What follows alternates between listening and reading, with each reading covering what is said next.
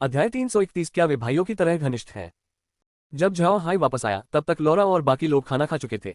वे सब बैठक में आपस में बातें कर रहे थे। झाओ हाई के आते ही सब उठ खड़े हुए और उसकी तरफ देखने लगे। उनकी प्रतिक्रिया देखकर झाओ हाई ने कहा, क्या देख रहे हो? क्या कुछ हुआ है? लौरा मुस्कुराए और बोली, क्या हुआ? आपने अभी जो किया उसे देखकर लगता है कि मार्क्विस रॉबर्ट ने आपको परेशान नहीं किया। झाओ हाई मुस्कुराया, कोई बात नहीं, हमने शराब पी और अच्छे दोस्त बन गए तो वो मुझे कैसे परेशान कर सकता है। ठीक है, तुम्हारा क्या हाल है? क्या तुमने खाना खा लिया? लौरा ने जवाब दिया, हमने खाना खा लिया है, लेकिन रॉबर्ट ने आपसे क्या बात की? झाओ हाई मुस्कुराया और उन्हें रॉबर्ट के महल में हुई घटना के बारे में बताया। जब झाओ हाई ने कहा कि रॉबर्ट डार्क मेजेस लीग का सदस्य है तो समूह आश्चर्यचकित हो गया। उन्हें उम्मीद नहीं थी कि रॉबर्ट लीग का सदस्य होगा। लगता है लीग का प्रभाव कम नहीं है, इसीलिए तो उन्होंने रेडियंट चर्च का विरोध करने की हिम्मत की। झाओ हाई ने अपनी बात जारी रखते हुए एलिन के साथ अपने मिल्क वाइन समझौते के बारे में भी बताया।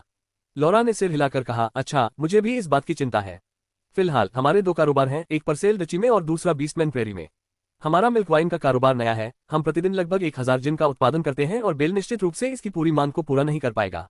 इस उत्पाद के लिए केवल एक ही चैनल होना भी ठीक नहीं है। एलिन के साथ हुए समझौते से हमें एक और आउटलेट मिल गया है। झाओ हाई ने मुस्कुराते हुए कहा, इसके अलावा एक और महत्वपूर्ण बात यह है कि हमने शैली परिवार से संबंध स्थापित कर लिया है। आपने रॉबर्ट के चेहरे के हाव भाव नहीं देखे होंगे जब उसने शैली परिवार का जिक्र किया। उसकी प्रतिक्रिया से परिवार की ताकत साफ झलकती है। अगर हम उनसे संबंध स्थापित कर लेते हैं तो भविष्य में हमें फायदा होगा। लौरा ने सहमति जताते हुए कहा, यह अच्छा होगा, लेकिन इसकी संभावना बहुत कम है। शैली परिवार एक बहुत बड़ा व्यापारी परिवार है। अगर उन्हें कोई बड़ा फायदा नहीं होगा तो वे यूं ही संबंध नहीं बनाएंगे। अगर इसमें उनका कोई स्वार्थ नहीं है तो उन्हें आपकी बिल्कुल भी परवाह नहीं होगी। झाओ हाई मुस्कुराया और बोला, यह बिल्कुल भी बुरा नहीं है। अगर हम साधारण होते तो दक्षिणी राजा हमसे कोई संबंध नहीं रखता।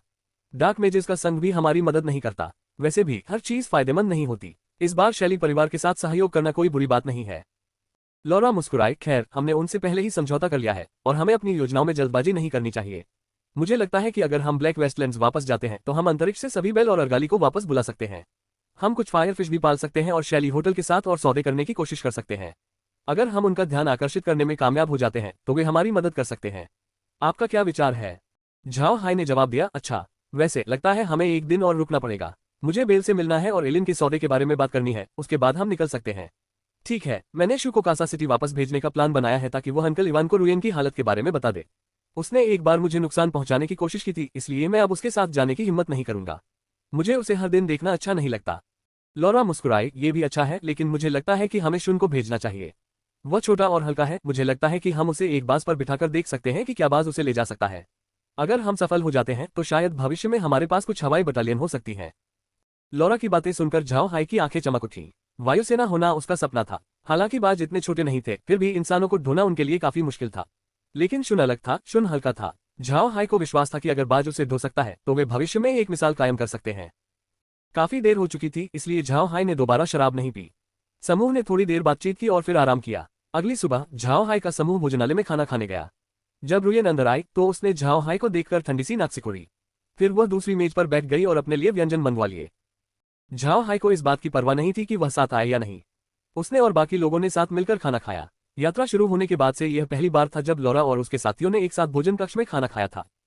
इसी समय बाहर घोड़े की हिनहिनाहट सुनाई दी। तभी एक व्यक्ति अंदर आया। झाओ हाई ने उत्सुकता से उस व्यक्ति को देखा और पाया कि वह फेनान था। झाओ हाई उसे घूरने से खुद को रोक नहीं पाया। आखिर इस बार वह क्या चाहता है? पिछली रात झाओ हाई को याद आया कि फेनान ने बहुत ज्यादा शराब पी ली थी। वह इतनी सुबह क्यों आया है? फेनान भोजन कक्ष में मौजूद सभी मेहमानों के बीच से होते हुए सबसे पहले रुयन को प्रणाम किया, फिर झाओ हाई की मेज की ओर दौड़ा और बोला, भाई हाई, मैं देख रहा हूं कि आप लोग खाना खा रहे हैं। मैंने अभी तक नाश्ता नहीं किया है, तो चलिए मैं भी आपके साथ खा लेता हूं।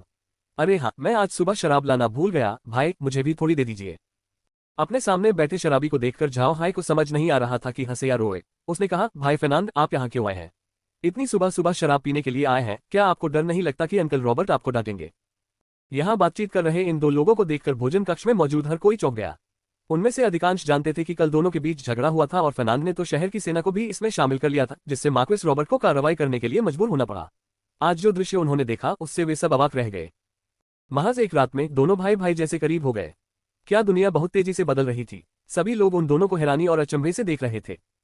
रुयन और भी ज्यादा अचंभित थी। उसे पता था कि कल उसकी उकसाहट के कारण फेनांद लगभग झाओ हाई से भिड़ गया था। फेनांद ने आज उसकी बात को नजरअंदाज करके झाओ हाई के पास जाने की हिम्मत कैसे की? फेनांद को इन लोगों की प्रतिक्रियाओं की परवाह नहीं थी। उसने झाओ हाई की ओर देखा और कहा, मुझे तो रोज डांट पड़ती है, मुझे इसकी आदत हो गई है। और तुम लोग जाओगे भी नहीं। तो चलो बाहर जाकर थोड़ी शराब पी लेता हूँ, जल्दी से अपना गुस्सा निकाल लेता हूँ। झाओ हाई ने बेबसी से कहा, चिंता मत करो, मैं आज नहीं जा रहा हूँ। और जब मैं शराब लेकर आऊंगा तो तुम बेल के पास जाकर उससे खरीद लेना। मैंने होटल के साथ भी समझौता कर लिया है कि बाद में यहाँ भी शराब परोसी जाएगी। तुम्हें मेरी शराब न मिलने की चिंता करने की जरूरत नहीं है। झाओ हाई की बातें सुनकर फर्नांड की आंखें चमक उठी। सच में बहुत बढ़िया, मुझे तो डर था कि मैं शराब नहीं पी पाऊंगा, लेकिन मैं तो गरीब हूं, अगर आप शराब नहीं देंगे तो मुझे डर है कि मैं उसे खरीद नहीं पाऊंगा। झाओ हाई ने उसे घूरकर देखा और कहा, तुम मुझे अपनी गरीबी क्यों बता रहे हो? मैंने तुमसे पैसे उधार नहीं मांगे थे। सच में मार्क्वेस का उत्तराधिकारी मेरे पास आकर अपनी गरीबी बता रहा है। फर्नांड ने बनावटी मुस्कान के साथ कहा, भाई तुम मेरी तकलीफ नहीं समझते। हालांकि मैं हवेली का सबसे बड़ा मालिक हूं, लेकिन मेरा मासिक भत्ता उतना अच्छा नहीं है। अगर मैं ज्यादा खर्च कर देता हूं तो मेरे पिताजी आकर मुझे ले जाते हैं। लेकिन मैं क्या करूं, अगर तुम मेरी जगह होते तो तुम भी हमेशा मनचाहा खर्च करना चाहते। झाओ हाई ने आंखें घुमाते हुए कहा, तुम्हारे लिए तो सब कुछ आसान है, मेरे मुकाबले जो हमेशा हर जगह घूमता रहता है, या शायद तुम जगह बदलना चाहते हो। इस बार फर्नांड ने आंखें घुमाते हुए कहा, अब तुम मुझे बता रहे हो कि मेरी स्थिति बेहतर है। अगर मेरे साथ यात्रा करने के लिए इतनी खूबसूरत महिलाएं होती तो मैं हर दिन सड़क पर रहने को तैयार होता। झाओ हाई फर्नांड के सामने बेबस था। फर्नांड बुरा आदमी नहीं था, बस उसमें वही समस्या थी जो सभी अमीर नौजवानों में होती है। लेकिन फर्नांड अलग भी था, अगर उसे कोई औरत पसंद आ जाती तो वह उसे घर लाने का रास्ता ढूंढ लेता, वरना उसके पास इतनी पत्नियां और रखेले नहीं होती। और अगर उसे बाहर जाकर मौज मस्ती करनी होती तो उसे तैयार औरतें मिल जाती। लेकिन रुएन अपवाद थी, वह बाकी औरतों से भी बदतर थी। इसके अलावा फर्नांड की उम्र झाओ हाई के लगभग बराबर थी, और चूंकि उसकी मां ने उसे बचपन से ही बहुत लाड़ प्यार दिया था, इसलिए उसका स्वभाव बिल्कुल झाओ हाई के धरती पर रहने वाले दोस्तों जैसा था। इसी वजह से झाओ हाई फर्नांड से आराम से बातचीत कर पाता था। फर्नांड की शक्ल देखकर लौरा को हंसी आ गई। फर्नांड और झाओ हाई ने खाना खाया, लेकिन आखिर में झाओ हाई ने फर्नांड को शराब नहीं दी। उन्हें अपनी मेज पर हंसते और खाते देख रुएन का चेहरा बिगड़ गया। उसे समझ नहीं आ रहा था कि ऐसा कैसे हुआ। प्लेबॉय फर्नांड उसके पास क्यों नहीं आया, बल्कि झाओ हाई के पास क्यों चला गया। नाश्ते के बाद झाओ हाई शहर के बाहरी इलाके की ओर चल पड़ा। हालांकि फर्नांड को पता नहीं था कि झाओ हाई क्या कर रहा है, फिर भी वह उसके साथ बाहर चला गया। गाड़ी रोककर और आसपास किसी को न देखकर झाओ हाई ने जोर से दहाड़ लगाई, तभी अंतरिक्ष से एक खूनी बाज नीचे आया। झाओ हाई ने स्वाभाविक रूप से बाज को छोड़ दिया था, लेकिन फर्नांड की उपस्थिति के कारण उसने बाज को बुलाने के लिए दहाड़ने का नाटक किया। फर्नांड, जो झाओ हाई के साथ था, आकाश से गिरे इस राजसी बाज को लेकर बहुत उत्सुक था। झाओ हाई ने उसकी ओर ध्यान नहीं दिया और शुन को पुकारा। शुन को बाज पर सवार कल्पना करते हुए फर्नांड हंसे बिना नहीं रह सका। बाज की तुलना में उसका छोटा कद बहुत ही असंगत लग रहा था। फिर झाओ हाई ने बाज की ओर मुड़कर कहा, कैसा है? क्या तुम शुन को अपनी पीठ पर ले जा सकते हो? ब्लड हॉक एक पल के लिए रुका और फिर सिर हिलाया। झाओ हाई ने भी सिर हिलाया और फिर शुन को एक पत्र देते हुए निर्देश दिया, शुन, ब्लड हॉक लेकर कासा शहर जाओ। ये पत्र ग्रैंड ड्यूक इवान को दे दो। यह मेरा बैज है, इसे ले लो। पत्र सौंपने के बाद उनसे कहना कि मैं उनके जवाब का इंतजार करूंगा। जब झाओ हाई ने शुन को बाज पर सवार होने के लिए कहा तो शुन को संदेह हुआ, लेकिन जब उसने रक्तबाज को देखा तो उसका दिल घबरा गया। फिर भी उसने सिर हिलाया और सावधानीपूर्वक पत्र लेकर पक्षी की पीठ पर चढ़ गया। बाज ने झाओ हाई को एक आवाज दी, फिर अपने पंख फड़फड़ाए और उड़ गया। कुछ ही पल में वे दोनों आकाश में दो काले धब्बे बन गए। अध्याय 332, आपके लिए एक उपहार। फर्नांड ने झाओ हाई को देखकर हैरानी से कहा, वे चले गए? भाई, क्या तुमने उस जादुई जानवर को पाला था? वह किसी को इतनी आसानी से कैसे उठा सकता है? झाओ हाई मुस्कुराया, यह एक काल्पनिक जीव है जिसे मैंने पाला है। हाँ, और हाँ, इस पर सवारी करने के बारे में मत सोचना, केवल शुन ही अपने हल्के शरीर के साथ ऐसा कर सकता है। ज्यादा भारी होना ठीक नहीं है। फर्नांड का चेहरा पीला पड़ गया और उसने झाओ हाई से पूछा, भाई, क्या आपको पता है कि वह बाज कितना कीमती है? 9वें रैंक के अलावा उड़ने की क्षमता रखने वाले लोग बहुत कम हैं। हवाई जादुई जीवों को वश में करना बहुत मुश्किल है और केवल 9वें रैंक के लोग ही ऐसा कर सकते हैं। अगर उन्हें पकड़ भी लिया जाए तो उनका शरीर इतना छोटा होगा कि वे किसी व्यक्ति को उठा नहीं पाएंगे। आपने कहा था कि आपके रक्तबाज पर केवल हल्के फुल्के लोग ही सवारी कर सकते हैं, लेकिन महान सरदारों के लिए कुछ हल्के योद्धाओं को ढूंढना कितना मुश्किल होगा। अगर आपके रक्तबाज का प्रजनन कराया जाए तो वे एक हवाई बटालियन बन सकते हैं। भाई, आप जानबूझकर यह बात जाहिर न करें, अगर इसकी वजह से आपको कोई परेशानी हो तो मुझे दोष मत देना। और क्या आपने कहा था कि वह बाज एक मायावी जीव है? क्या सच में इतना बड़ा मायावी जीव होता है? जब झाओ हाई ने फर्नांड की चेतावनी सुनी तो उसे लगा कि फर्नांड उतना बुरा नहीं है। फर्नांड उसे सच्चा दोस्त मानता था, वरना वह उसे इस बारे में बताता ही नहीं। अगर यह बात फैल गई तो झाओ हाई को अपना रूप फिर से बदलना पड़ेगा। हालांकि फर्नांड के बयान का दूसरा हिस्सा सुनने के बाद झाओ हाई ने अपनी आंखें घुमाते हुए कहा, तुम्हें लगता है कि मैं तुमसे झूठ बोल रहा हूं? ये सचमुच एक काल्पनिक राक्षस है, क्यों न मैं तुम्हें एक दे दूं? झाओ हाई की बात सुनकर फर्नांड की आंखें चमक उठी, क्या आप सच कह रहे हैं? ये तो बहुत बढ़िया है, ये कहाँ है? जल्दी से पता करो। ठीक है, जानवर का शरीर बहुत विशाल है, मुझे डर है कि मेरा छोटा सा शरीर इसे सहन नहीं कर पाएगा। फर्नांड की बात तर्कसंगत थी। महाद्वीप में मौजूद मायावी जीवों को भोजन के लिए ऊर्जा की आवश्यकता होती है। ब्लड हॉक की शारीरिक बनावट को देखते हुए उसे भोजन के लिए निश्चित रूप से बहुत अधिक ऊर्जा की आवश्यकता होगी, और फर्नांड की सीमित जादूगरी प्रतिभा को देखते हुए उसे डर है कि उसकी सारी ऊर्जा खत्म हो जाएगी। झाओ हाय मुस्कुराया और उसे आश्वस्त करते हुए बोला, उन्हें मांस खिलाना ठीक है। कहीं तुम उन्हें मांस भी नहीं खिला सकते। अगर तुमने ऐसा कहा तो मैं तुम्हें नीचा समझूंगा। फर्नांड उलझन में पड़ गया। उसने जवाब दिया, तुम्हारा मतलब है कि तुम्हारे काल्पनिक जीव मांस खा सकते हैं? क्या ये सचमुच एक काल्पनिक जीव है? झाओ हाय ने उसे खाली निगाहों से देखा, तुम्हें ये चाहिए या नहीं? याद रखो, या तो तुम इसे खिलाओ या इसे खुद खाना ढूंढने दो। फर्नांड की आंखें चमक उठी, बेशक मैं इसे चाहता हूं। इतनी अच्छी चीज को मैं क्यों मना करूं? आप इसे मुझे कब देंगे? झाओ हाय ने एक और दहाड़ मारी, तभी एक खूनी बाज नीचे आया। वह बिल्कुल वैसा ही था जैसा शुन पर सवार था। झाओ हाय बाज की ओर मुड़ा और बोला, मैं तुम्हें फर्नांड को भेंट करता हूं, अब से उसके आदेशों का पालन करना। बाज ने सिर हिलाया, फिर वह फर्नांड के पास गया और अपनी नुकीली चोंच से उसे हल्के से सहलाकर अपना स्नेह व्यक्त किया। फर्नांड बाज से नहीं डरा। हालांकि उसकी चोंच धातु को भी तोड़ सकने वाली नुकीली लग रही थी, फिर भी उसने उस समय कोई हानिकारक इरादा नहीं दिखाया। उसने उत्साह से बाज को छुआ और सहलाया, लेकिन बाज ने कोई प्रतिक्रिया नहीं दी।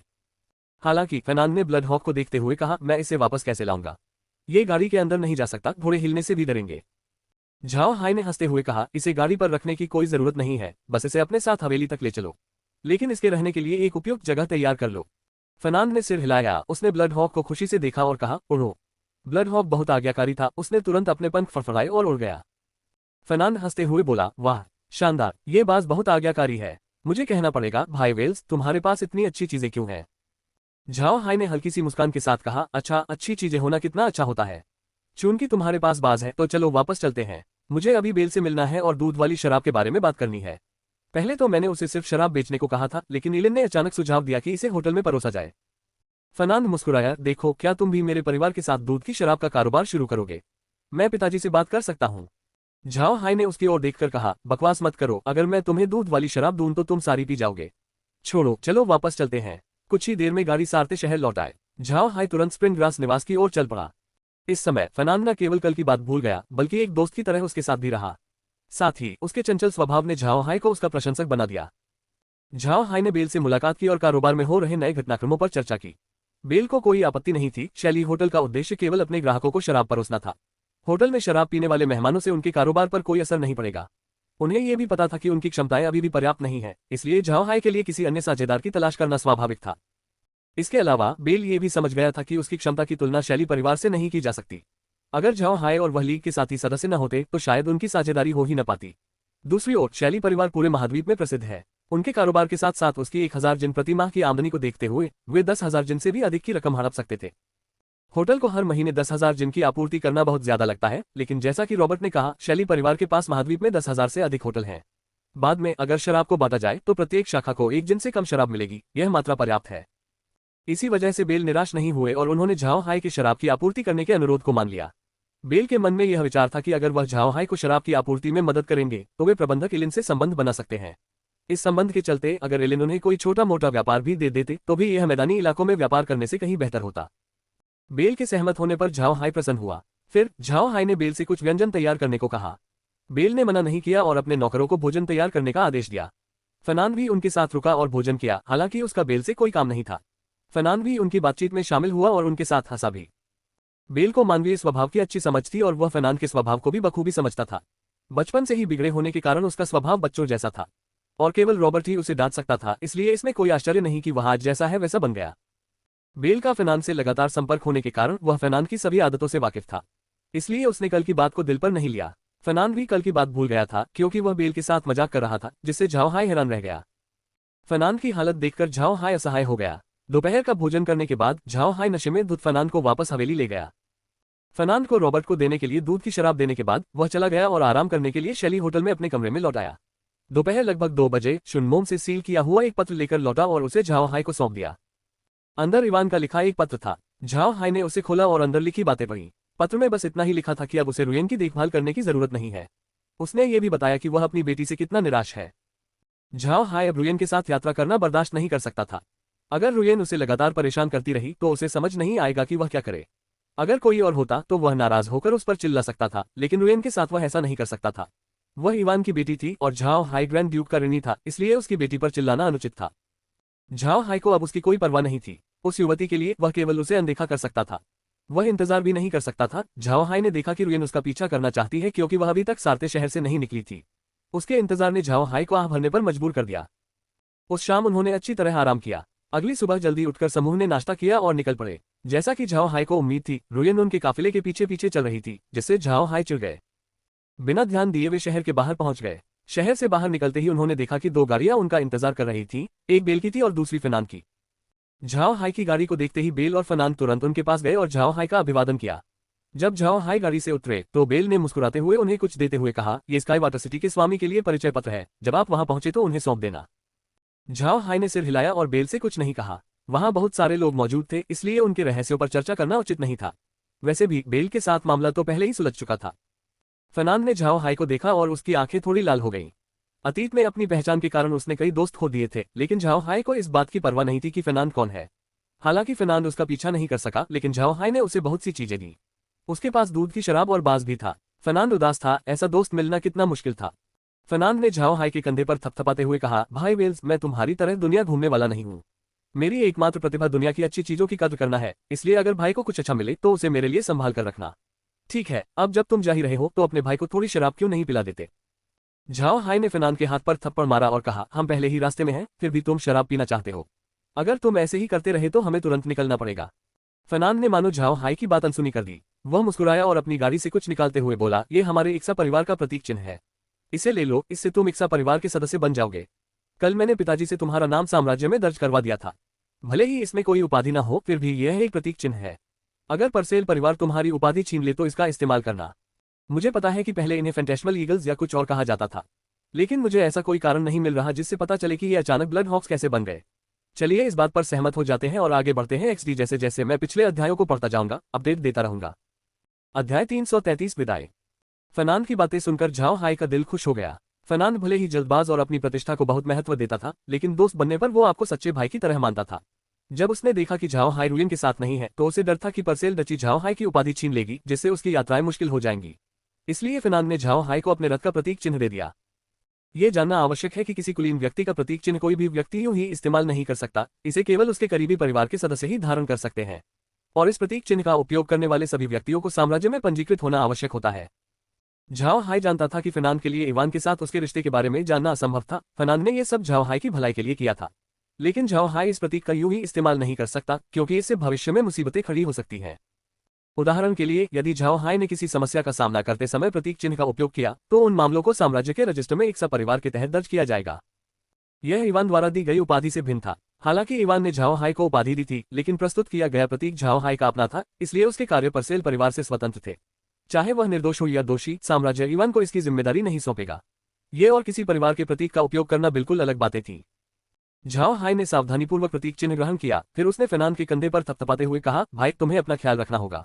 अगर कोई जरूरी बात हो तो तुम चिट्ठी लिखकर ब्लड हॉक के जरिए भेज देना। वह मुझे ढूंढ लेगा और तुम्हें चिट्ठी दे देगा। फर्नांड ने सिर हिलाया और झाओ हाई को कसकर गले लगा लिया। झाओ हाई ने भी उसे गले लगा लिया। दोनों के अलग होने के बाद झाओ हाई ने बेल को प्रणाम किया और अपनी गाड़ी की ओर चल पड़ा। उसने दोनों को हाथ हिलाकर विदा किया। झाओ हाई की गाड़ी को गायब होते देख बेल ने आह भरी और कहा, वह बाज की तरह विशाल हृदय वाला व्यक्ति है, जिसका दिल आकाश जितना बड़ा है। फर्नांड मुस्कुराया, सचमुच एक बाज जैसा आदमी है, अच्छा दोस्त है।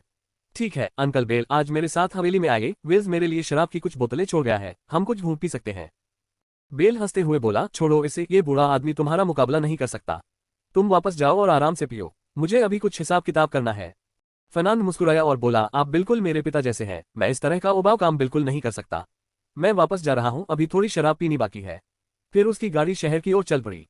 बेल ने फर्नांड की ओर देखा और व्यंग्यात्मक मुस्कान के साथ कहा, जाओ ठीक से जियो, तुम्हें पता नहीं चलेगा कि तुम कब तक कैसे रह सकते हो। फिर वह अपनी गाड़ी में बैठा और चला गया। झाओ हाई अपनी गाड़ी में बैठा हुआ था और काफी देर तक प्रतीक चिन्ह को देखता रहा। थोड़ी देर बाद उसने आह भरी। पहली मुलाकात में फर्नांड के बारे में उसकी राय अच्छी नहीं थी, लेकिन अब ऐसा लग रहा था कि वह एक ऐसा दोस्त है जिसे संभाल कर रखना चाहिए। जब झाओ हाई और फर्नांड के बीच बातचीत हुई तब लौरा भी वहीं मौजूद थी। उन्हें यह उम्मीद नहीं थी कि फर्नांड उनके प्रति इतना स्नेह दिखाएगा। लौरा ने प्रतीक चिन्ह को देखकर कहा, आप यह उम्मीद नहीं कर सकते कि फर्नांड भी इतना दयालु व्यक्ति होगा। झाओ हाई मुस्कुराया और प्रतीक चिन्ह को एक तरफ रख दिया। फिर उसने एक नक्शा निकाला और उसे मेज पर फैला दिया। उसने नक्शे पर बने निशान की ओर इशारा करते हुए कहा, यह वही चौकी है जिसके बारे में बेल ने हमें बताया था। मुझे लगता है कि हमें उसे जल्द से जल्द शराब भेज देनी चाहिए। लौरा ने सिर हिलाया और समूह नक्शे को देखता रहा। नक्शा बहुत विस्तृत था। इसमें दिखाया गया था कि इक्सा डोमेन से चौकी कितनी दूर है। इसमें जनजाति का नाम, उसका झंडा और वहां मौजूद लोगों के नाम भी लिखे थे ताकि वे कभी गलत चौकी पर न पहुंच जाएं। झाओ हाई ने लौरा की ओर मुड़कर कहा, तुम्हें क्या लगता है हमें क्या करना चाहिए। मुझे लगता है कि हमें एक ब्लड हॉक से घोस्ट स्टाफ मंगवाना चाहिए और जब वह मैदान में पहुंचेगा तो हम दूध की शराब पहुंचाने के लिए गाड़ियां छोड़ देंगे। लॉरा ने सिर हिलाते हुए कहा, यही सबसे अच्छा है और अनावश्यक ध्यान से बचने के लिए हमें उन सभी को मरे हुए नहीं बनाना चाहिए।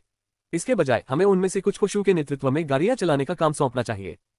झाओ हाई मुस्कुराया और बोला, अच्छा चलो शू को भेज देते हैं। वैसे भी वे अंतरिक्ष में वापस जाकर आराम कर सकते हैं। योजना बन जाने के बाद झाओ हाई ने शू को बुलाया और उसे सारी स्थिति बताई।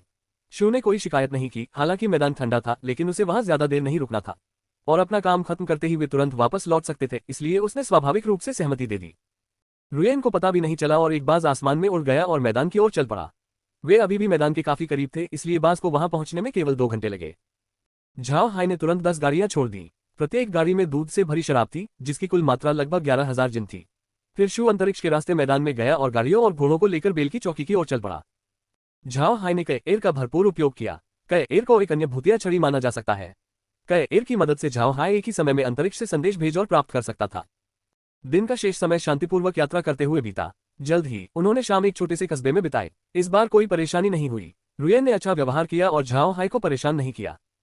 झाओ हाई ने इस मामले पर कोई टिप्पणी नहीं की। अगर रुयेन ईमानदारी से उसका साथ देती तो उसे कोई आपत्ति नहीं थी।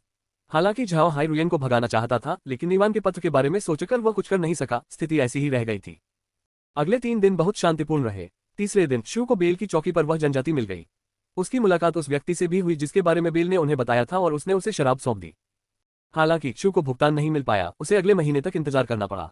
लेकिन ये भी बेल और झाओ हाई के बीच हुए समझौते में शामिल था, इसलिए सामान भेजने के बाद शू तुरंत लौट आया। हालांकि वह कुछ दिनों के लिए गायब रहा। रुयेन ने कुछ नहीं कहा। आजकल रुयेन और झाओ हाई ज्यादा बात नहीं करते थे, सभी चुपचाप शांत सड़क पर आगे बढ़ते जा रहे थे। लगभग 6 महीने की अथक यात्रा के बाद समूह अंततः हक्सू साम्राज्य के केंद्रीय क्षेत्र में पहुंच गया, जिससे झाओ हाई और भी सतर्क हो गया। वे हर दिन तेजी से आगे बढ़ रहे थे ताकि किसी का ध्यान उन पर न जाए। जब भी वे किसी बड़े शहर से गुजरते वे रुकते नहीं थे, वे केवल देर होने पर ही रुकते थे। झाओ हाई ने सोचा था कि रुयेन 2 दिन होटल में रुकना चाहेगी, लेकिन उसने यह नहीं सोचा था कि वह इतना धैर्य रखेगी और झाओ हाई के काफिले का पीछा करती रहेगी। इससे झाओ हाई बहुत बेचैन हो गया। इस बार झाओ हाई एक्सू साम्राज्य की राजधानी नहीं जाना चाहता था। ये वह जगह थी जहां झाओ हाई पहले रहता था और वहां उसके परिचित बहुत से लोग थे। हालांकि भूत छड़ी ने उसे भेस बदलने में मदद की थी, फिर भी उसे सावधान रहना था, इसलिए उसने उस जगह से परहेज किया। 10 दिनों की और यात्रा के बाद वे अंततः हक्सू साम्राज्य और रोसेन साम्राज्य के बीच की सीमा कोलन पर्वतमाला पर पहुंच गए। कोलान पर्वत श्रृंखला महाद्वीप की सबसे बड़ी पर्वत श्रृंखला थी। ये लगभग पूरे महाद्वीप में फैली हुई थी और एक्सू और रोसेन साम्राज्यों के बीच प्राकृतिक सीमा थी। परसेल डची और ब्लैक वेस्टलैंड्स की तरह इस पर्वत श्रृंखला में भी केवल एक ही घाटी थी, जो दोनों साम्राज्यों के बीच एकमात्र मुख्य मार्ग बन गई। वे इस मार्ग को जीवन रेखा घाटी कहते हैं। हालांकि ब्लैक वेस्टलैंड की स्थिति से अलग पर्वत श्रृंखला के भीतर छोटे रास्ते थे। इन रास्तों का इस्तेमाल व्यापारी कुछ सामानों की तस्करी के लिए करते थे। एक्सू और रोसेन साम्राज्यों के बीच आवागमन के लिए प्रतिदिन इन रास्तों से होकर बड़ी संख्या में बैलगाड़ियां और रथ गुजरते थे। झाओ हाई को इस स्थिति की कुछ जानकारी पहले से ही थी, लेकिन उन्होंने इन वैकल्पिक रास्तों से जाने की योजना नहीं बनाई थी। वे रोसेन साम्राज्य जाने के लिए मुख्य मार्ग से ही जाने वाले थे। इसके बाद वे केवल लाइफलाइन कैनियन से ही गुजर सकते थे। कैनियन में आगे बढ़ने से पहले उन्हें सड़क के दोनों सिरों पर स्थित 2 किलों को पार करना था। एक था अक्सू साम्राज्य का शीत पवन किला और दूसरा था रोसेन साम्राज्य का 100 युद्धों का किला। यात्रा की तैयारी में झाओ हाई का समूह शीत पवन किले के अंदर रुका और चूंकि उन्हें कई दिनों तक लगातार यात्रा करनी थी, इसलिए उन्होंने अच्छी तरह से आराम करने का फैसला किया। शीत पवन किला विशाल था, इसकी दीवारें 200 फीट ऊंची थीं और पूरी तरह से पत्थर से बनी थीं। किले के उत्तर और दक्षिण दिशाओं में 6 द्वार थे, जिनमें से सबसे चौड़ा द्वार 20 मीटर से अधिक चौड़ा और 10 मीटर ऊंचा था। छोटे द्वार 12 मीटर चौड़े और 8 मीटर ऊंचे थे। किले के द्वार ढलवाल लोहे से बने थे, जिससे वे बेहद मजबूत थे। यहाँ पूरे साल 1 लाख पहरेदार तैनात रहते थे। ये सेना अक्सू साम्राज्य की प्रसिद्ध जादुई पशु घुड़सवार सेना थी। सेना द्वारा इस्तेमाल किए जाने वाले सभी जादुई पशु कोलन पर्वत श्रृंखला से पकड़े गए थे। पहाड़ों में असंख्य जादुई पशु मौजूद थे, यहाँ तक कि 9वें दर्जे के जादुई पशुओं की मौजूदगी की अफवाहें भी थीं, लेकिन अब तक इसका कोई प्रमाण नहीं मिला था। क्योंकि इस पर्वत श्रृंखला में कई जादुई जीव रहते थे, इसलिए बड़ी सेनाओं का इससे होकर गुजरना असंभव था। इसी कारण कोलन पर्वत श्रृंखला दोनों साम्राज्यों के लिए एक प्राकृतिक अवरोध बन गई। कोल्ड विंड फोर्ट्रेस जादुई जीवों का शिकार करने आए साहसी और भाड़े के सैनिकों के लिए स्वर्ग समान था। इसी कारण यहाँ अराजकता भी व्याप्त थी, जिसके चलते किले में तैनात सैन्य टुकड़ी को सुरक्षा व्यवस्था बनाए रखने और जन सुरक्षा सुनिश्चित करने का जिम्मा सौंपा गया था। इस सैन्य टुकड़ी के 2 अन्य उद्देश्य भी थे, रोसेन साम्राज्य से आने वाले आक्रमणकारियों को रोकना और कर वसूलना। झाओ हाई ने यथासंभव गुप्त रूप से कोल्ड विंड में प्रवेश किया। उसके पास कोई विकल्प नहीं था। कोल्ड विंड किला दक्षिणी राजा के नियंत्रण में था, वे अब शत्रु क्षेत्र में थे। कोल्ड विंड फोर्ट्रेस में एक शैली होटल भी था, इसलिए स्वाभाविक रूप से झाओ हाई ने होटल में ठहरने का फैसला किया। ऐसी जगह पर उसकी सुरक्षा शैली परिवार द्वारा सुनिश्चित थी। अगर वह किसी दूसरे होटल में जाता तो संभव था कि उसे किसी डाकू के होटल में ठहरना पड़े। होटल में एक रात बिताने के बाद झाओ हाई तुरंत रवाना नहीं हुए। इसके बजाय वे कुछ किताबों की दुकानों पर गए और रोसेन साम्राज्य का नक्शा और साथ ही साम्राज्य के बारे में कई अन्य पुस्तकें खरीदी। अध्याय 334 लाइफलाइन कैनन। केवल झाओ हाई ही नहीं, लौरा और अन्य लोग भी रोसेन साम्राज्य नहीं गए थे, इसलिए उनके समूह में किसी को भी साम्राज्य के भीतर की स्थिति की कोई जानकारी नहीं थी। शू इसका अपवाद था, वह कुछ समय तक रोसेन साम्राज्य में घूमता रहा। जब वह अक्सूर साम्राज्य पहुंचा तब तक उसे उस स्थान की बुनियादी जानकारी हो चुकी थी। झाओ हाई ने शू से रोसेन साम्राज्य की स्थिति के बारे में संक्षिप्त जानकारी देने को कहा। रोसेन साम्राज्य महाद्वीप का सबसे शक्तिशाली राष्ट्र था। 100 युद्धों के किले में हर साल 150,000 सैनिक तैनात रहते थे, जिनमें से 50,000 जादुई पशु घुड़सवार थे, जबकि बाकी 100,000 सामान्य सैनिक थे। उनकी पैदल सेना को भी पूरे महाद्वीप में प्रथम श्रेणी का सैनिक माना जाता था। घुड़सवार सेना के हमले का सामना करने पर भी वे मजबूती से अपनी जगह पर डटे रह सकते थे। रोसेन साम्राज्य में जादूगरों की व्यापकता थी, इसलिए किले में साल भर जादूगर तैनात रहते थे और उनमें से कुछ काले जादूगर भी होते थे। ऐसा इसलिए था क्योंकि अन्य राष्ट्रों के विपरीत साम्राज्य में काले जादू को दबाया नहीं जाता था। रोसेन साम्राज्य को महाद्वीप का सबसे शक्तिशाली राष्ट्र कहलाने का पूरा अधिकार था। समुद्र से उनका गहरा संबंध था, जिसमें उनकी नौसेना ने काफी प्रसिद्धि हासिल की थी। उनके उत्तर में एक्सू साम्राज्य था, जबकि दक्षिण में लियोन साम्राज्य स्थित था। उनका क्षेत्रफल एक्सू साम्राज्य से 7 गुना बड़ा था, जिससे साम्राज्य की विशालता का अंदाजा लगाया जा सकता है। रोसेन साम्राज्य का इलाका भौगोलिक दृष्टि से भी बेहद समृद्ध था। दक्षिण में अक्रा पर्वत श्रृंखला और मैजिक बीस्ट डोमेन स्थित थे, जहां से लियोन साम्राज्य की ओर जाने वाला एक ही मार्ग था। उत्तर में कोलन पर्वत श्रृंखला थी, जहां से एक्सू साम्राज्य की ओर जाने वाला एक ही मार्ग था। इस भौगोलिक लाभ के कारण साम्राज्य पर आक्रमण करना कठिन था। इन्हीं लाभों के कारण साम्राज्य के नागरिकों में घमंडी स्वभाव विकसित हुआ। वे सोचते थे कि चूंकि उनका राष्ट्र महाद्वीप में सर्वश्रेष्ठ है, इसलिए अन्य राष्ट्रों के नागरिक जन्मजात रूप से हीन हैं। वे एक्सू साम्राज्य के लोगों को बर्बर कहते थे, जबकि लियोन साम्राज्य के लोगों को दक्षिणी बर्बर कहा जाता था।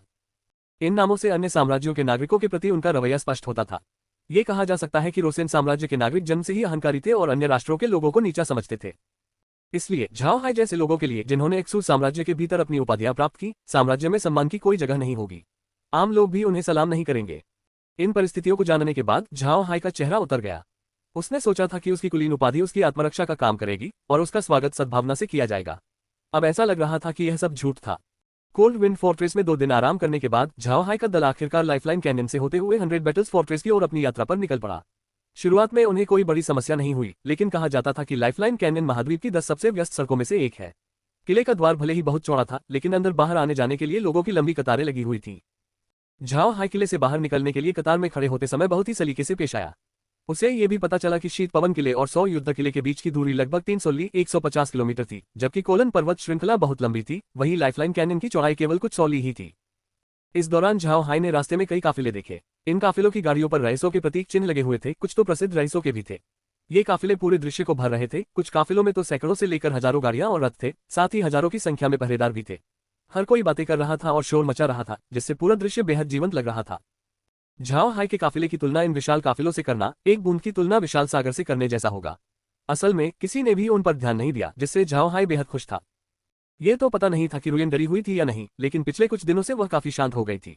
जब वह अपने कमरे में नहीं होती थी तो वह अपनी गाड़ी में ही रहती थी और बाहर नहीं निकलती थी। इस स्थिति से झाओ हाई को और भी अच्छा महसूस हुआ। हालांकि झाओ हाई का रथ ज्यादा चर्चा में नहीं था, फिर भी कुछ लोगों ने उस पर ध्यान दिया, खासकर उस विशाल सींग वाले बैल पर जिसे वह खींच रहा था। आखिर ये जादुई जानवर महाद्वीप में काफी दुर्लभ था, इसलिए कुछ लोगों का ध्यान आकर्षित होना स्वाभाविक था।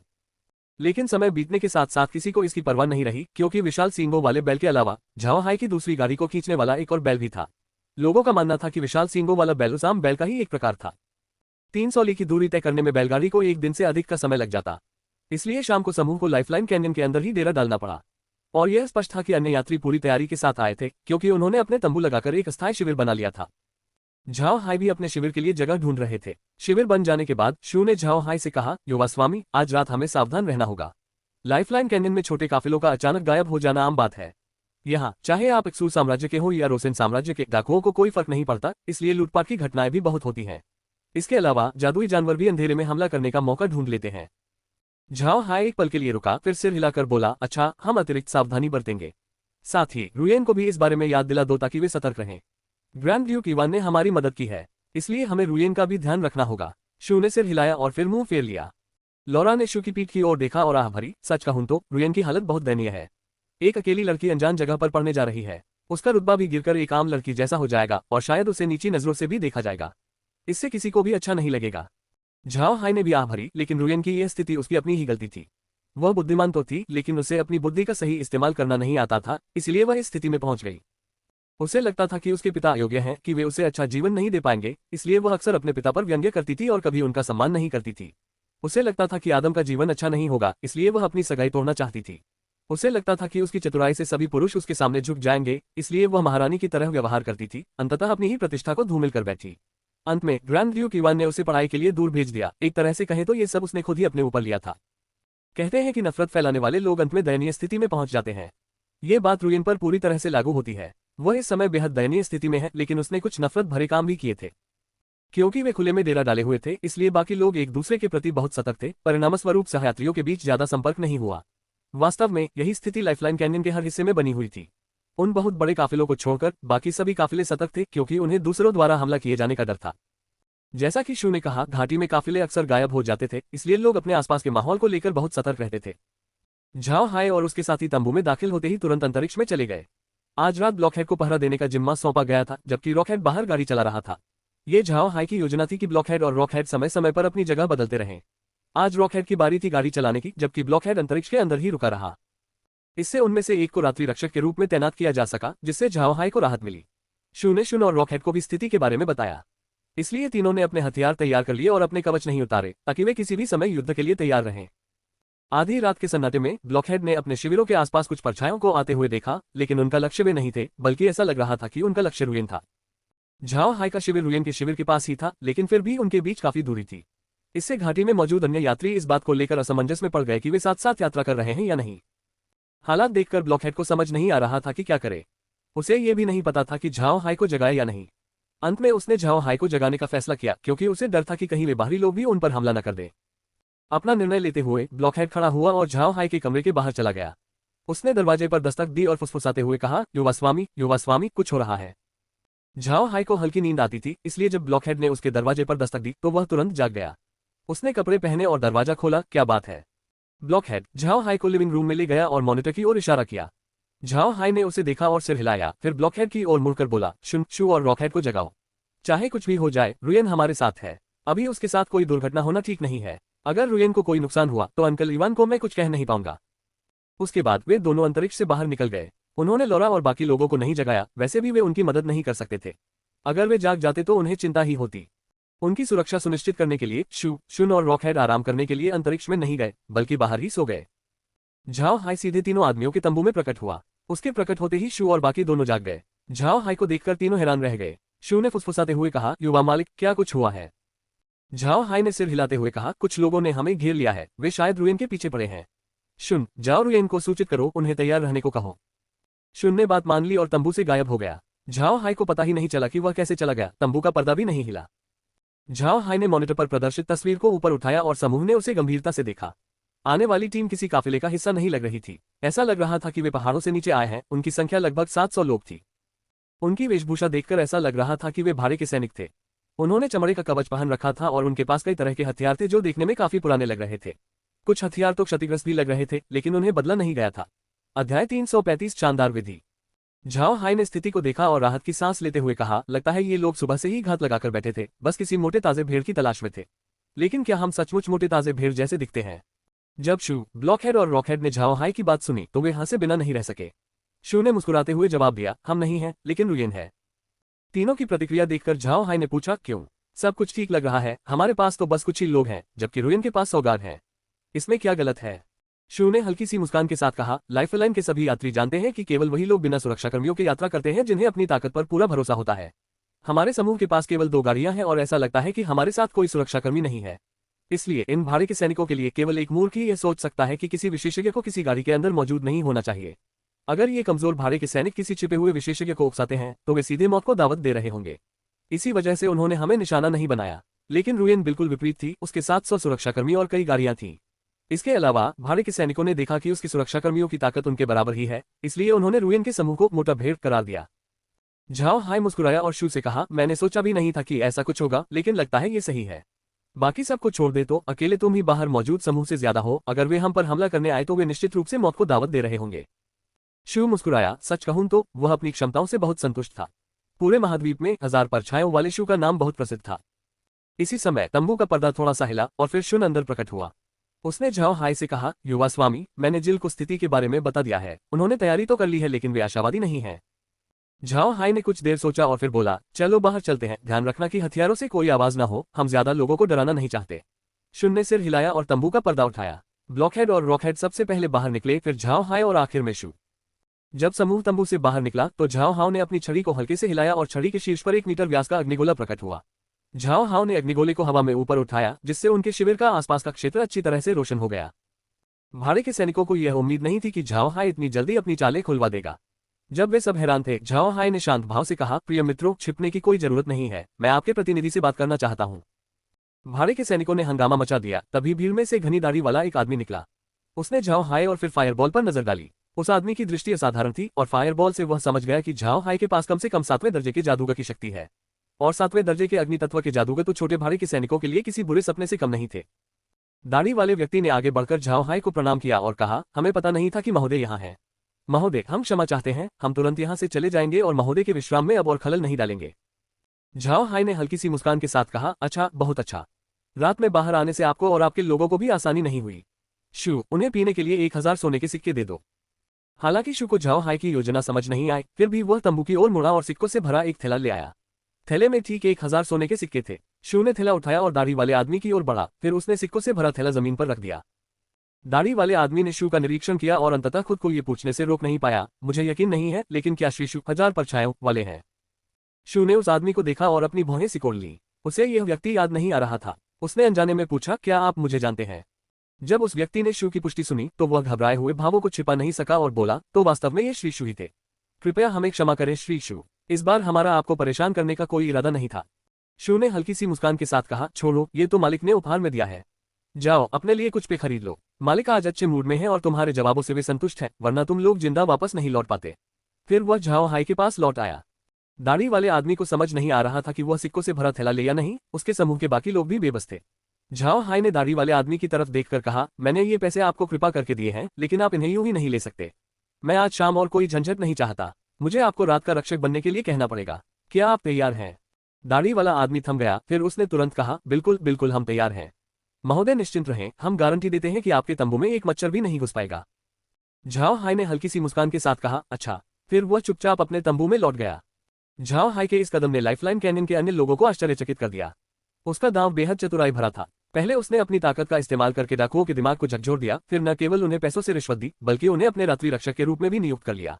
यह एक बहुत ही चालाकी भरा तरीका था। यहाँ आने जाने वाले सभी व्यापारी जानते थे कि लाइफलाइन कैनियन के अंदर चोरों और डाकुओं को नाराज नहीं करना चाहिए। चाहे आप कितने भी शक्तिशाली क्यों न हो, उनसे पंगा न लेना ही बेहतर है। भले ही वे ताकतवर लोगों से लड़ने में सक्षम न हो, लेकिन आपको परेशान करने के उनके पास कई कुटिल तरीके थे।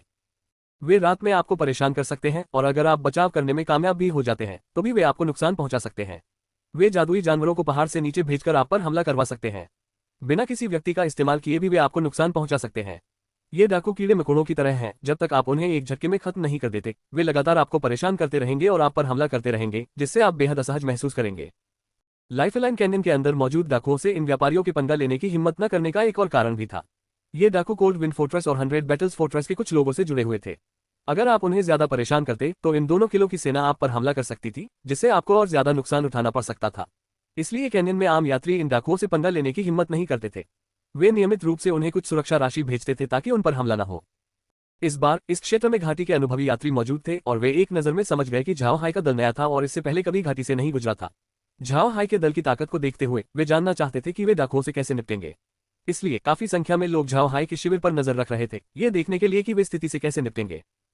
इन लोगों को झाओ हाई की ऐसी चतुर चाल की उम्मीद नहीं थी। 1000 सिक्कों से उन्होंने न केवल संकट को दूर किया, बल्कि डाकुओं के साथ अपने संबंध भी मजबूत कर लिए। अगर वे दोबारा इस घाटी से गुजरे तो ये डाकू निश्चित रूप से उन्हें कुछ सम्मान देंगे। झाओ हाई के इस कृत्य की वजह से लोगों का काफी ध्यान आकर्षित हुआ। वे जानना चाहते थे कि ये लोग कहां से आए हैं। इनका काम करने का तरीका बहुत ही अनोखा था।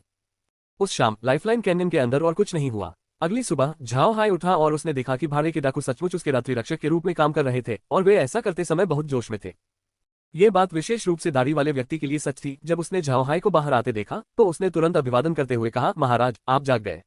हम भाइयों को भी अब चलना चाहिए। मैं आपसे अपना ख्याल रखने का अनुरोध करता हूं। मैं आपको विश्वास दिलाता हूं कि जब तक आप इसी गाड़ी से आते जाते रहेंगे, कोई भी आपको परेशान नहीं करेगा।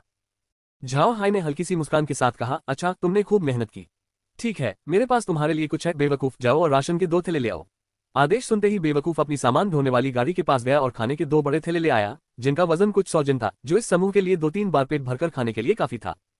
ब्लॉकहेड ने दाढ़ी वाले आदमी के सामने थैले रख दिए। झाओ हाय मुस्कुराया और बोला, ये राशन जानवरों ने बनाया है। अगर तुम इसे खाना चाहते हो तो बस एक टुकड़ा निकालो और उसे एक बर्तन में उबालने के लिए डाल दो, फिर खा लो। इन 2 थैलों को कम मत समझना, ये दोनों थैले 4-4 एग्रालिस के बराबर मांस से बने हैं। ये 2 थैले तुम्हारे भाइयों के लिए 3-4 बार के भोजन के लिए काफी होंगे। ले लो, ये मेरी तरफ से तुम्हारे लिए एक छोटा सा तोहफा है। दाढ़ी वाले आदमी ने जब झाओ हाय की बात सुनी तो वह एक पल के लिए स्तब्ध रह गया। फिर उसने कृतज्ञतापूर्वक कहा, बहुत बहुत धन्यवाद महोदय। हालांकि ये डाकू शीत पवन किले और 100 युद्ध किले से ज्यादा दूर नहीं थे, फिर भी उन्हें सड़कों पर नियंत्रण रखना और छापे मारना जरूरी था। इसलिए आमतौर पर वे जंगल में ही अपना जीवन व्यतीत करते थे और सूखी रोटी खाकर गुजारा करते थे। झाओ हाय के राशन के बारे में सुनकर वे प्रसन्न हो उठे, क्योंकि उनके लिए ये राशन किसी दुर्लभ वस्तु से कम नहीं था। झाओ हाय ने उनकी प्रतिक्रियाओं की परवाह नहीं की और केवल मुस्कुराते हुए कहा, अच्छा आप जा सकते हैं, हमें भी जल्दी करनी चाहिए। दाढ़ी वाले व्यक्ति ने 2 भाइयों को भोजन के थैले लाने के लिए बुलाया, फिर उन्होंने झाओ हाय को प्रणाम किया और पहाड़ों की ओर चल दिए। इसी समय लौरा और बाकी लोग तंबू से बाहर निकले। लौरा ने झाओ हाय की ओर देखकर मुस्कुराते हुए कहा, डाकुओं को इस तरह देखना मैंने पहली बार देखा है, दिलचस्प है। झाओ हाय ने कुछ नहीं कहा, उसने हल्की सी मुस्कान के साथ जवाब दिया, यह इतना आसान नहीं है। छोड़ो, चलो कुछ खा लेते हैं और फिर आगे की तैयारी करते हैं। इसी समय जिल वहां पहुंची, उसने झाओ हाय को झुककर प्रणाम किया और कहा, हम कल रात के लिए श्री विल्स के आभारी हैं, युवती ने मुझे अपनी ओर से आभार व्यक्त करने के लिए भेजा है। झाओ हाय ने हाथ हिलाते हुए कहा, छोड़ो, ये तो बस एक छोटी सी लड़ाई है, कोई बड़ी बात नहीं। तुम लोग भी तैयार हो जाओ, हम जल्द ही निकलेंगे। जिल ने सिर हिलाया और फिर अपने शिविर में वापस जाकर तैयारी करने लगी, क्योंकि उन्हें रोसेन साम्राज्य के क्षेत्र में जल्दी पहुंचना था।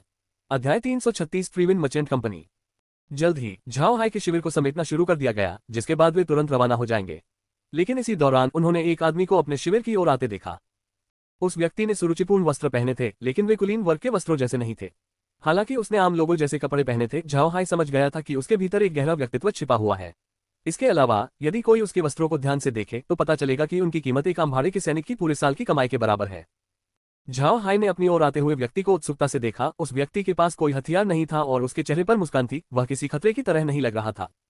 रीति रिवाजों से भलीभांति परिचित वह व्यक्ति झाओ हाय की गाड़ी से लगभग 5 मीटर दूर रुका और झाओ हाय को प्रणाम करते हुए बोला, महाराज, मैं फ्रीविन मर्चेंट कंपनी का सेवक हूँ।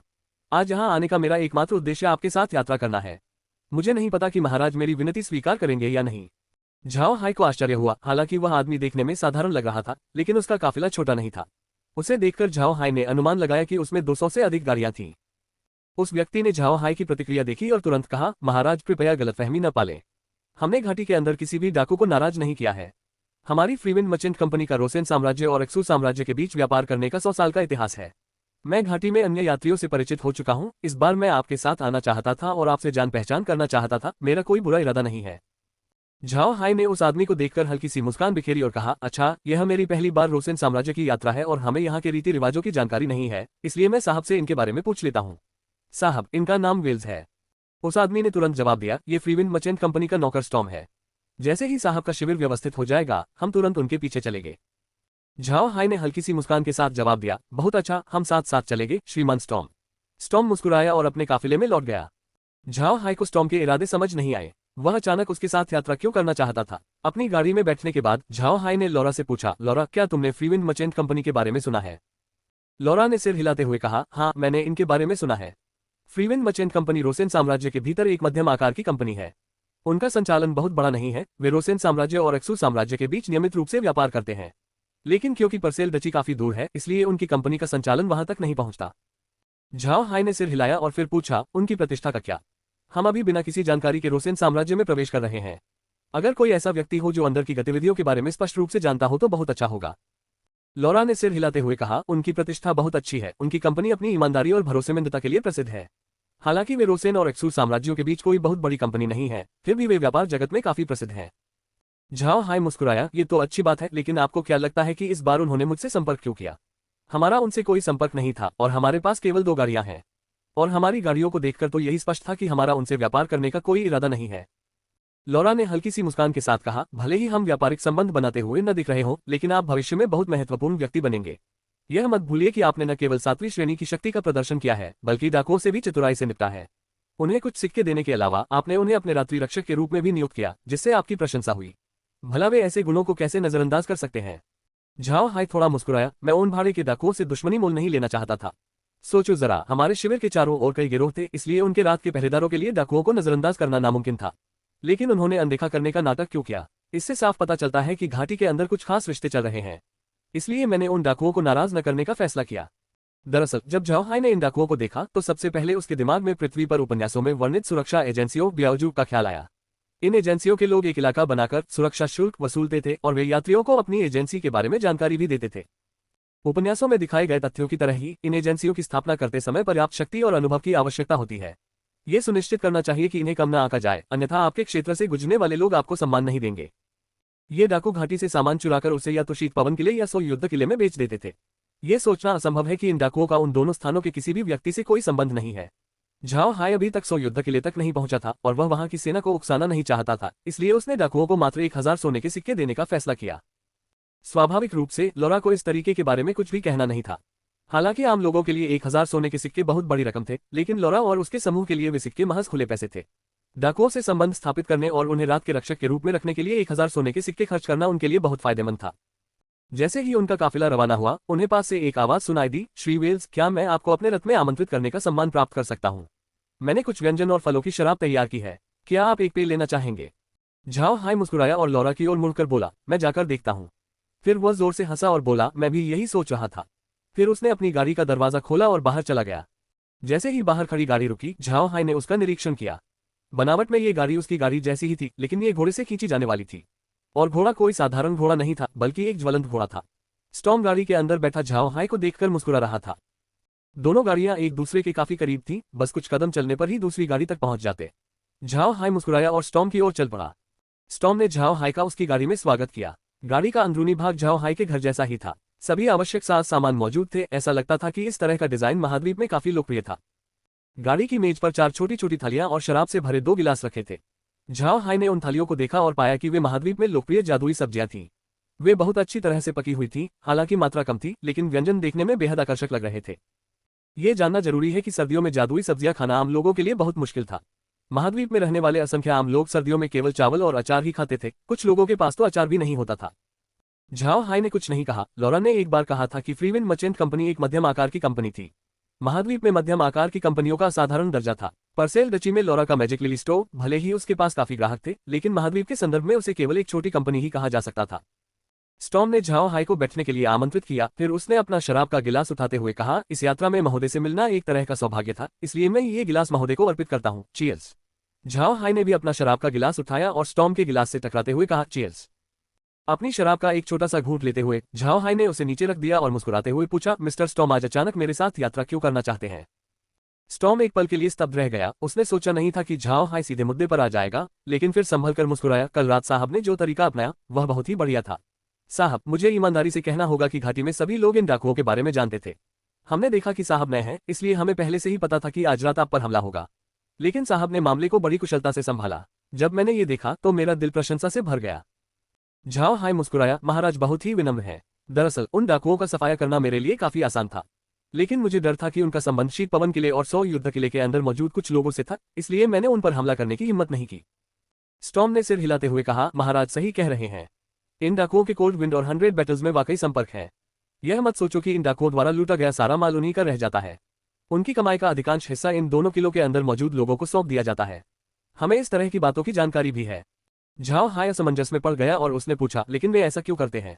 क्या किले में सीधे शुल्क मांगने में कोई समानता नहीं है? स्टॉर्म ने हल्की सी मुस्कान के साथ जवाब दिया, क्या तुमने ध्यान नहीं दिया? लाइफलाइन कैनियन के अंदर अधिकांश काफिले बड़े रईसों के हैं। क्या तुम्हें लगता है कि किले की चौकी में इन काफिलों से शुल्क मांगने की हिम्मत थी? डाकुओं का इस्तेमाल चौकी की अपनी हानि की भरपाई के लिए किया गया था।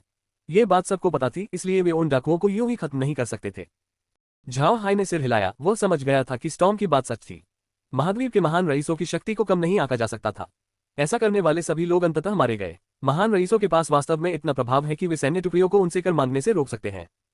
इसलिए सबसे आसान तरीका डाकुओं का इस्तेमाल करना था। लाइफलाइन से गुजरने वाले छोटे काफिलों को लूटने का काम वही करते थे, क्योंकि गैरिसन ऐसा करने में असमर्थ होता था।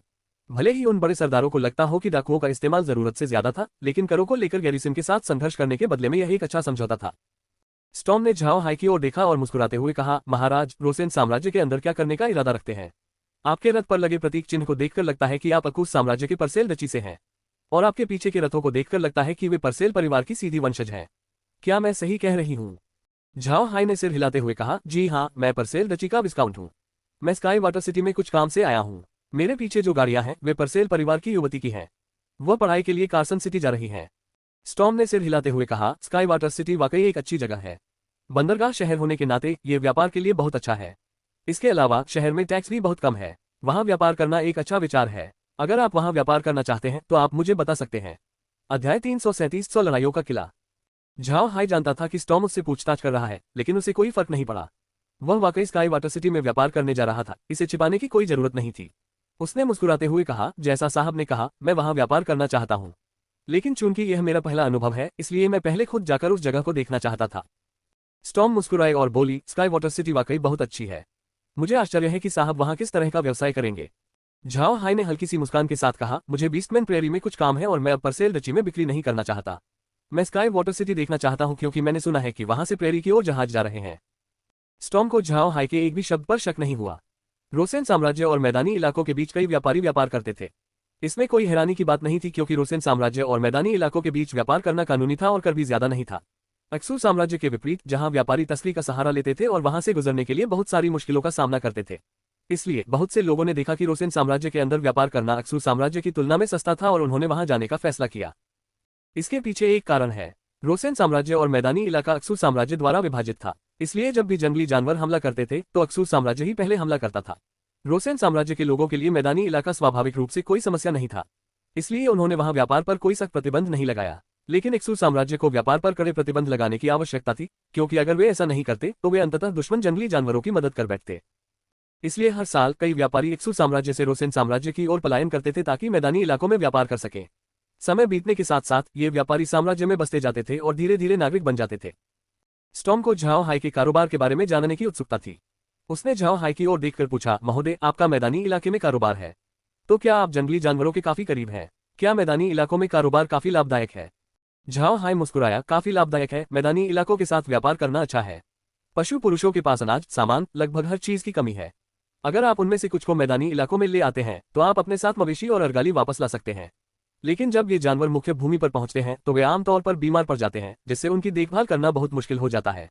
इसलिए हम उन्हें मारकर उनसे उत्पाद बनाते हैं। मैदानी इलाकों में ऊनी उत्पाद भी अच्छे होते हैं। मुख्य भूमि पर उनकी काफी मांग है। स्टॉर्म ने भौहें चढ़ाकर झाओ हाई से आगे पूछा, लेकिन क्या वहां व्यापार करने में कोई जोखिम है? झाओ हाई ने जवाब दिया, स्वाभाविक रूप से इसमें काफी जोखिम है। कुछ जंगली जानवर कभी भी आकर आप पर हमला कर सकते हैं, लेकिन ज्यादातर मामलों में वे सिर्फ कुछ खाना चुरा लेंगे, किसी को मारेंगे नहीं। हालांकि उनमें से ज्यादातर आपके साथ व्यापार करेंगे। अंततः वहां आसानी से पैसा कमाने की किंवदंती सच नहीं है। स्टॉर्म ने सिर हिलाया, वह झाओ हाई की बातों से सहमत था। हालांकि मैदानी इलाकों में भारी मुनाफा कमाया जा सकता था, लेकिन जोखिम भी उतना ही बड़ा था। उसने कई व्यापारियों को मैदानी इलाकों में व्यापार करने की कोशिश करते देखा था, लेकिन वे असफल रहे। झाओ हाई ने स्टॉर्म से रोसेन साम्राज्य के बारे में पूछा। स्टॉर्म ने कंजूसी नहीं की और उसने झाओ हाई को साम्राज्य के बारे में वह सब कुछ बता दिया जो वह जानता था। हालांकि स्टॉर्म की जानकारी शू की बातों से काफी मिलती जुलती थी, इसलिए इस बार झाओ हाई को उतना फायदा नहीं हुआ। गाड़ी आगे बढ़ती रही और दोनों लोग बातें करते रहे। रास्ता भी बेहद शांत था। कुछ ही देर में उनकी गाड़ी धीमी होने लगी। स्टॉर्म ने झाओ हाई की ओर मुस्कुराते हुए कहा, हम 100 युद्ध किले तक पहुंच गए हैं। सभी लोग प्रवेश के लिए कतार में खड़े हैं। मैं साहब को नहीं रोकूंगी, मुझे अभी शुल्क देना है। साहब को भी पंजीकरण कराना है, आप वापस जाकर तैयारी कर लीजिए। झाओ हाई ने सिर हिलाया और स्टॉर्म को अलविदा कहने के लिए खड़ा हो गया, तो अब मुझे भी अलविदा कहना होगा। अगर आपको स्काई वाटर सिटी जाने का समय मिले तो मुझे ढूंढना मत भूलना, मैं भी कार्सन सिटी जा सकता हूँ। स्टॉर्म मुस्कुराया और बोला, 100 बैटल्स फोर्ट्रेस के बाद 3 रास्ते हैं। बीच वाला रास्ता कार्सन सिटी की ओर जाता है। बायां रास्ता स्काई वाटर सिटी की ओर है, जबकि दायां रास्ता बुली सिटी की ओर जाता है। मैं बुली सिटी जा रहा हूं, इसलिए अगर आप कभी वहां जाएं तो आप मुझे ढूंढ सकते हैं। बस आप फ्रीविंड मर्चेंट कंपनी को ढूंढें और स्टॉर्म के बारे में पूछें, आपको मैं मिल जाऊंगा। झाओ हाई ने सिर हिलाते हुए कहा, अच्छा, मौका मिलते ही जरूर आऊंगा। ठीक है, अलविदा। ये कहते हुए उन्होंने दरवाजा खोला और अपनी गाड़ी की ओर चल दिए। झाओ हाई तुरंत अपनी गाड़ी में नहीं बैठे, बल्कि उन्होंने 100 युद्धों के किले की ओर देखा। कोल्ड विंड फोर्ट्रेस की तुलना में 100 बैटल्स फोर्ट्रेस कहीं अधिक प्रभावशाली दिखता था। इसकी दीवारें 25 झांक लगभग 250 फीट ऊंची थीं। किला किसी विशालकाय जानवर की तरह दिखता था जो घाटी की पूरी चौड़ाई को अवरुद्ध कर रहा हो। किले में प्रवेश करने और बाहर निकलने वाली गाड़ियां इसकी संरचना के सामने चींटियों जैसी लगती थीं। झाओ हाई ने कभी सोचा भी नहीं था कि उसे इस महाद्वीप में इतनी ऊंची दीवारें देखने को मिलेंगी। वह समझ नहीं पा रहा था कि आर्क महाद्वीप के लोग ऐसी दीवार कैसे बना पाए होंगे। हालांकि जब उसने रहस्यमयी जादू के बारे में सोचा तो वह शांत हो गया। इस दुनिया में जादुई मंत्रों के साथ साथ विलक्षण शक्तियां भी मौजूद है, यहाँ कुछ भी संभव है।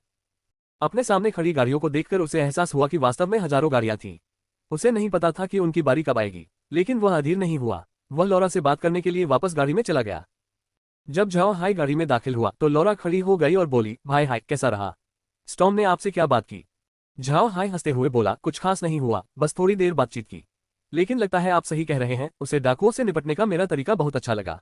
और जब मैंने मैदानी इलाके में अपने कारोबार का जिक्र किया तो वह आम लोगों की तुलना में कहीं ज्यादा बेरुखी से पेश आया। ये तो बहुत अजीब बात है। लॉरा मुस्कुराए। महाद्वीप के सभी व्यापारी मैदानी इलाकों में व्यापार करना पसंद नहीं करते थे और फ्रीविन मर्चेंट कंपनी उनमें से एक है। मैंने सुना है कि जब से उन्होंने अपना कारोबार शुरू किया है तब से लेकर आज तक उन्होंने किसी भी जानवर जैसे दिखने वाले इंसान के साथ कोई व्यापार नहीं किया है। अफवाहें थी कि फ्रीविन कंपनी के संस्थापक को जानवर जैसे दिखने वाले इंसानों से दुश्मनी थी। झाओ हाई ने अपनी भौहें सिकोड़ते हुए कहा, लेकिन स्टॉर्म ने अभी अभी मैदानी इलाकों में व्यापार करने के बारे में पूछा था। क्या ऐसा हो सकता है कि इस बार उनकी मैदानी इलाकों में व्यापार करने की इच्छा हो?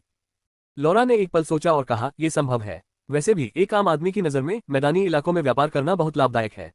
कई वर्षों तक परहेज करने के बाद अगर वे उन जंगली आदमियों के साथ व्यापार करने से खुद को रोक नहीं पाते हैं तो ये स्वाभाविक ही है। झाओ हाई ने सिर हिलाया और कुछ नहीं कहा। झाओ हाई के लिए स्टॉर्म उसके जीवन में बस एक क्षणिक व्यक्ति थी। उसे यकीन नहीं था कि भविष्य में उनकी मुलाकात दोबारा होगी या नहीं।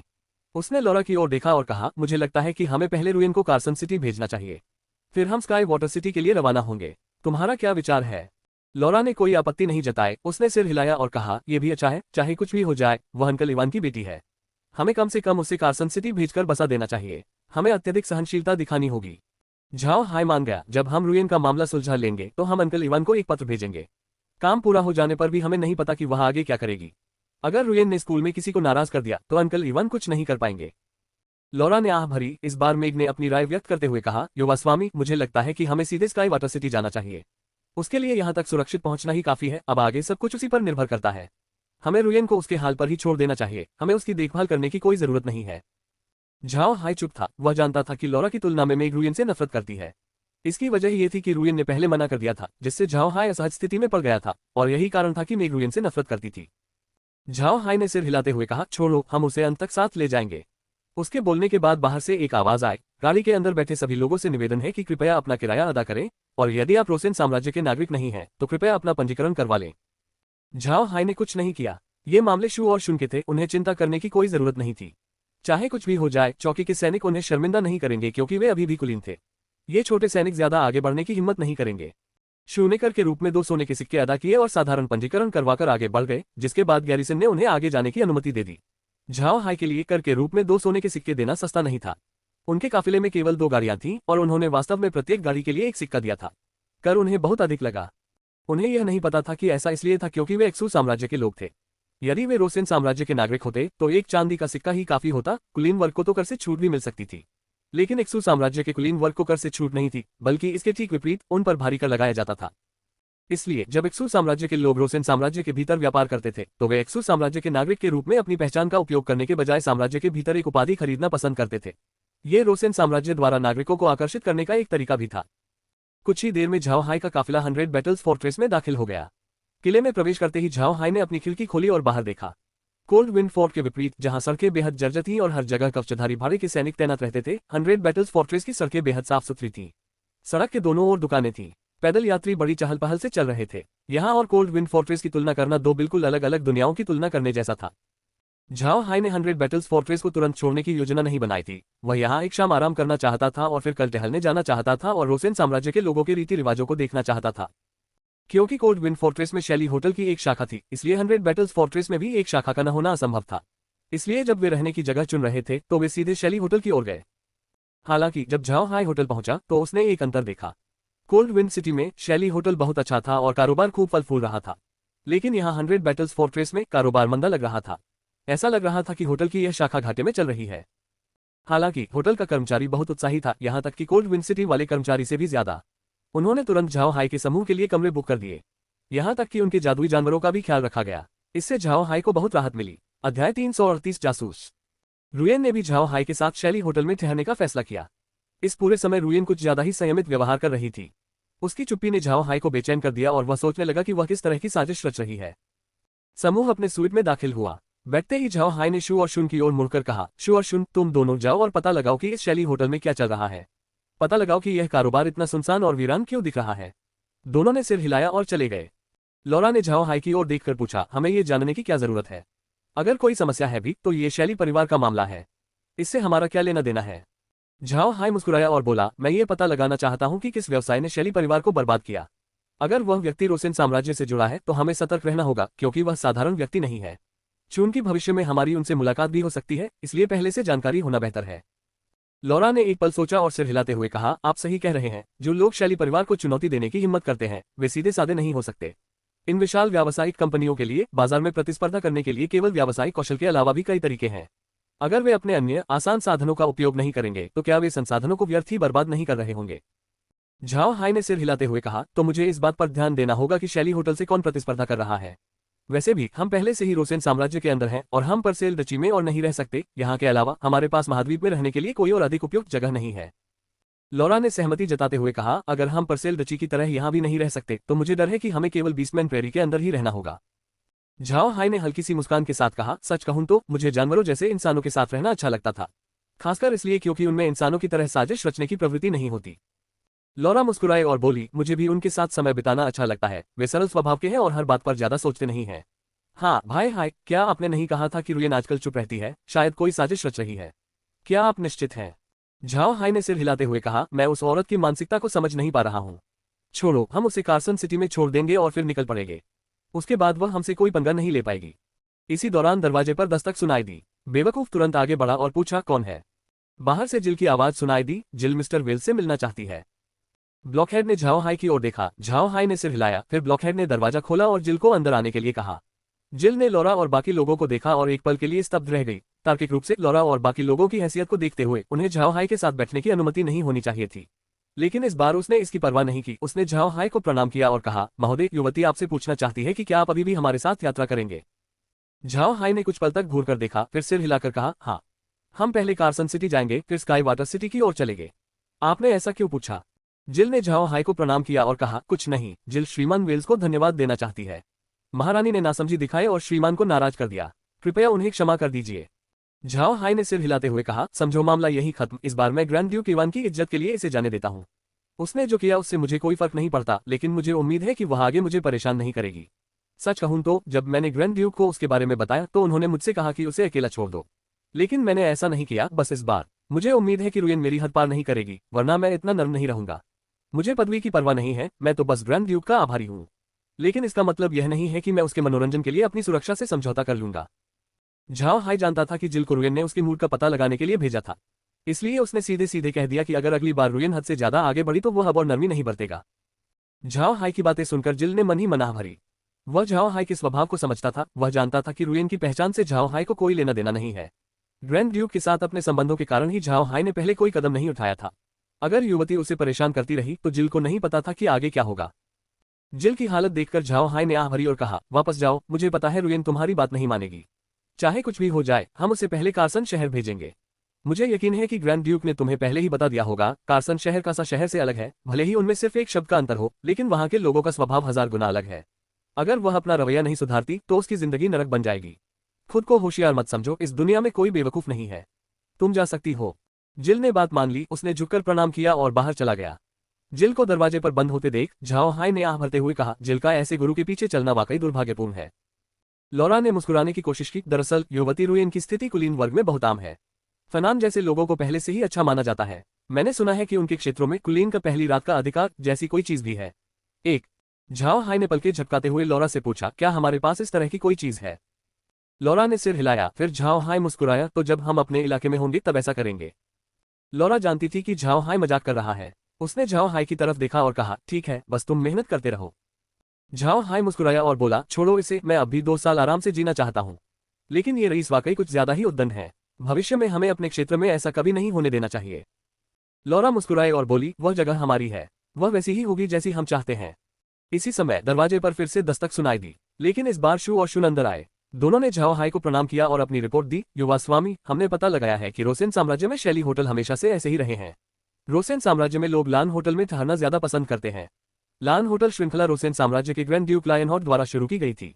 वे साम्राज्य के सबसे शक्तिशाली ग्रैंड ड्यूक में से एक है, इसलिए उन्हें शैली परिवार से डरने की जरूरत नहीं थी। झाओ हाई ने सिर हिलाया। ये घरेलू शक्ति बनाम अंतर्राष्ट्रीय शक्ति का एक आम उदाहरण था। ये देखते हुए कि शैली परिवार का मुख्यालय रोसेन साम्राज्य के भीतर नहीं था, ग्रैंड ड्यूक लायनहॉर्ट का उनसे सीधे मुकाबला करना और यहां तक कि अपने गृह साम्राज्य में उन पर हावी होना स्वाभाविक था।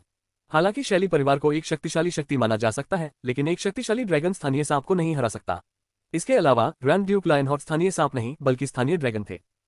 लॉरा ने शू की ओर मुड़कर कहा, अच्छा तुम दोनों आराम कर लो, हमें भी कल सुबह जल्दी उठना है। और हाँ, होटल वालों से कह दो कि हमारे लिए कुछ खाना तैयार रखें। अपनी बातचीत समाप्त करने से पहले शुन ने बीच में टोकते हुए कहा, युवक स्वामी महोदय, मैंने सुना है कि इस शैली होटल में ठहरने वालों का दुर्भाग्य हुआ है। क्या हमें इस पर ध्यान देने की आवश्यकता है? झाओ हाय और लॉरा चौंक गए। लॉरा ने शुन की ओर देखा और कहा, सचमुच? क्या ये जानकारी सही है? शुन ने सिर हिलाते हुए कहा, यह सच होना चाहिए। मैंने सुना है कि एक बार जब रोसेन साम्राज्य का कोई व्यक्ति होटल में रुका था तो बाद में उसके साथ एक दुर्घटना हो गई थी। इसी वजह से होटल का कारोबार ठप हो गया। झाओ हाय शांत हुआ और फिर बोला, हम अभी अभी रोसेन साम्राज्य पहुंचे हैं, लेकिन ऐसा लगता है कि हमने पहले ही किसी ऐसे व्यक्ति को नाराज कर दिया है जिसे नहीं करना चाहिए था। लेकिन क्या ग्रैंड ड्यूक लायनहॉर्ट हद से ज्यादा नहीं कर रहे हैं? क्या शैली परिवार इस पर आंखें मूंद सकता है? लॉरा ने सिर हिलाते हुए कहा, वे ऐसा बिल्कुल नहीं करेंगे। शैली परिवार की शक्ति और प्रभाव ग्रैंड ड्यूक लायनहॉर्ट से कहीं अधिक है। वे जाहिर तौर पर अनदेखी नहीं कर सकते, लेकिन ऐसा लगता है कि वे अभी जवाबी हमला करने में सक्षम नहीं हैं। लगता है कि आने वाले दिन हमारे लिए आसान नहीं होंगे। झाओ हाय ने लॉरा की ओर देखते हुए कहा, ग्रैंड ड्यूक लायनहॉर्ट जो कर रहा है वो हद से ज्यादा है। मुझे लगता है कि शैली परिवार का पलटवार मुश्किल होगा। अगर वे लायनहॉर्ट को नहीं हटा पाए तो यही उनकी हार होगी। हम तो बस उसके सहायक हैं, लेकिन मैं देखना चाहता हूं कि वे हमारे साथ कैसा बर्ताव करेंगे। लॉरा मुस्कुराए और झाओ हाय की ओर मुड़कर बोली, भाई हाय, क्या आपको लगता है कि शैली परिवार अपने जवाबी हमले के लिए हमारी मिल्क वाइन का इस्तेमाल करेगा? झाओ हाय एकदम चौंक गया। उसने इस बारे में सोचा भी नहीं था, लेकिन जब लॉरा ने ये कहा तो उसे लगा कि ऐसा हो सकता है। वह मुस्कुराया और बोला, ठीक है, अगर इसका इस्तेमाल नहीं हुआ तो हम बेचना जारी रखेंगे। उनके विवाद के किसी और पहलू पर हमारा कोई नियंत्रण नहीं है। लॉरा ने हाथ हिलाकर कहा, ठीक है, तुम दोनों जाओ, तुम्हें इसकी चिंता करने की जरूरत नहीं है। शू और शुन ने सहमति जताते हुए मुंह फेर लिया। झाओ हाय ने बेवकूफ की तरफ देखकर कहा, बेवकूफ, जाओ जिल को इस बारे में बता दो और उन्हें तैयार रहने को कहो। मुझे डर है कि आगे का रास्ता शांतिपूर्ण नहीं होगा। ब्लॉकहेड ने सिर हिलाया और फिर बाहर चला गया। झाओ हाय ने लॉरा की ओर देखकर कहा, तुम्हें क्या लगता है कि ग्रैंड ड्यूक के आदमी हमारे खिलाफ कौन सा तरीका अपनाएंगे? हम अभी अभी एक्सू साम्राज्य से आए हैं, वे ज्यादा आक्रामक तो नहीं होंगे, है ना? लॉरा ने सिर हिलाते हुए कहा, मुझे इस बारे में पक्का पता नहीं है। ग्रैंड ड्यूक ने शायद अपने आदमियों को यहाँ के निवासियों को सबक सिखाने का आदेश दिया हो, लेकिन ये जानना मुश्किल है कि उनका अधीनस्थ क्या करेगा। खैर, हम मुसीबत में हैं। अगर रोसेन साम्राज्य का कोई आम रईस होता तो शायद वे पीछे हट जाते, लेकिन हम एक्सू साम्राज्य से हैं, हमारा यहाँ कोई प्रभाव नहीं है। अगर वे छुपकर हमारे खिलाफ कार्रवाई करते हैं तो हमें उनसे डर नहीं है। मुझे डर इस बात का है कि वे रोसेन साम्राज्य में अपने अधिकार का इस्तेमाल करके हमसे निपटेंगे। अगर ऐसा हुआ तो हमारे लिए इसे सुलझाना आसान नहीं होगा। झाओ हाय ने सिर हिलाया और भौहें चढ़ाते हुए कहा, हम एक्सू साम्राज्य के कुलीन हैं, क्या वे हम पर अपराध का आरोप लगाने की हिम्मत करेंगे?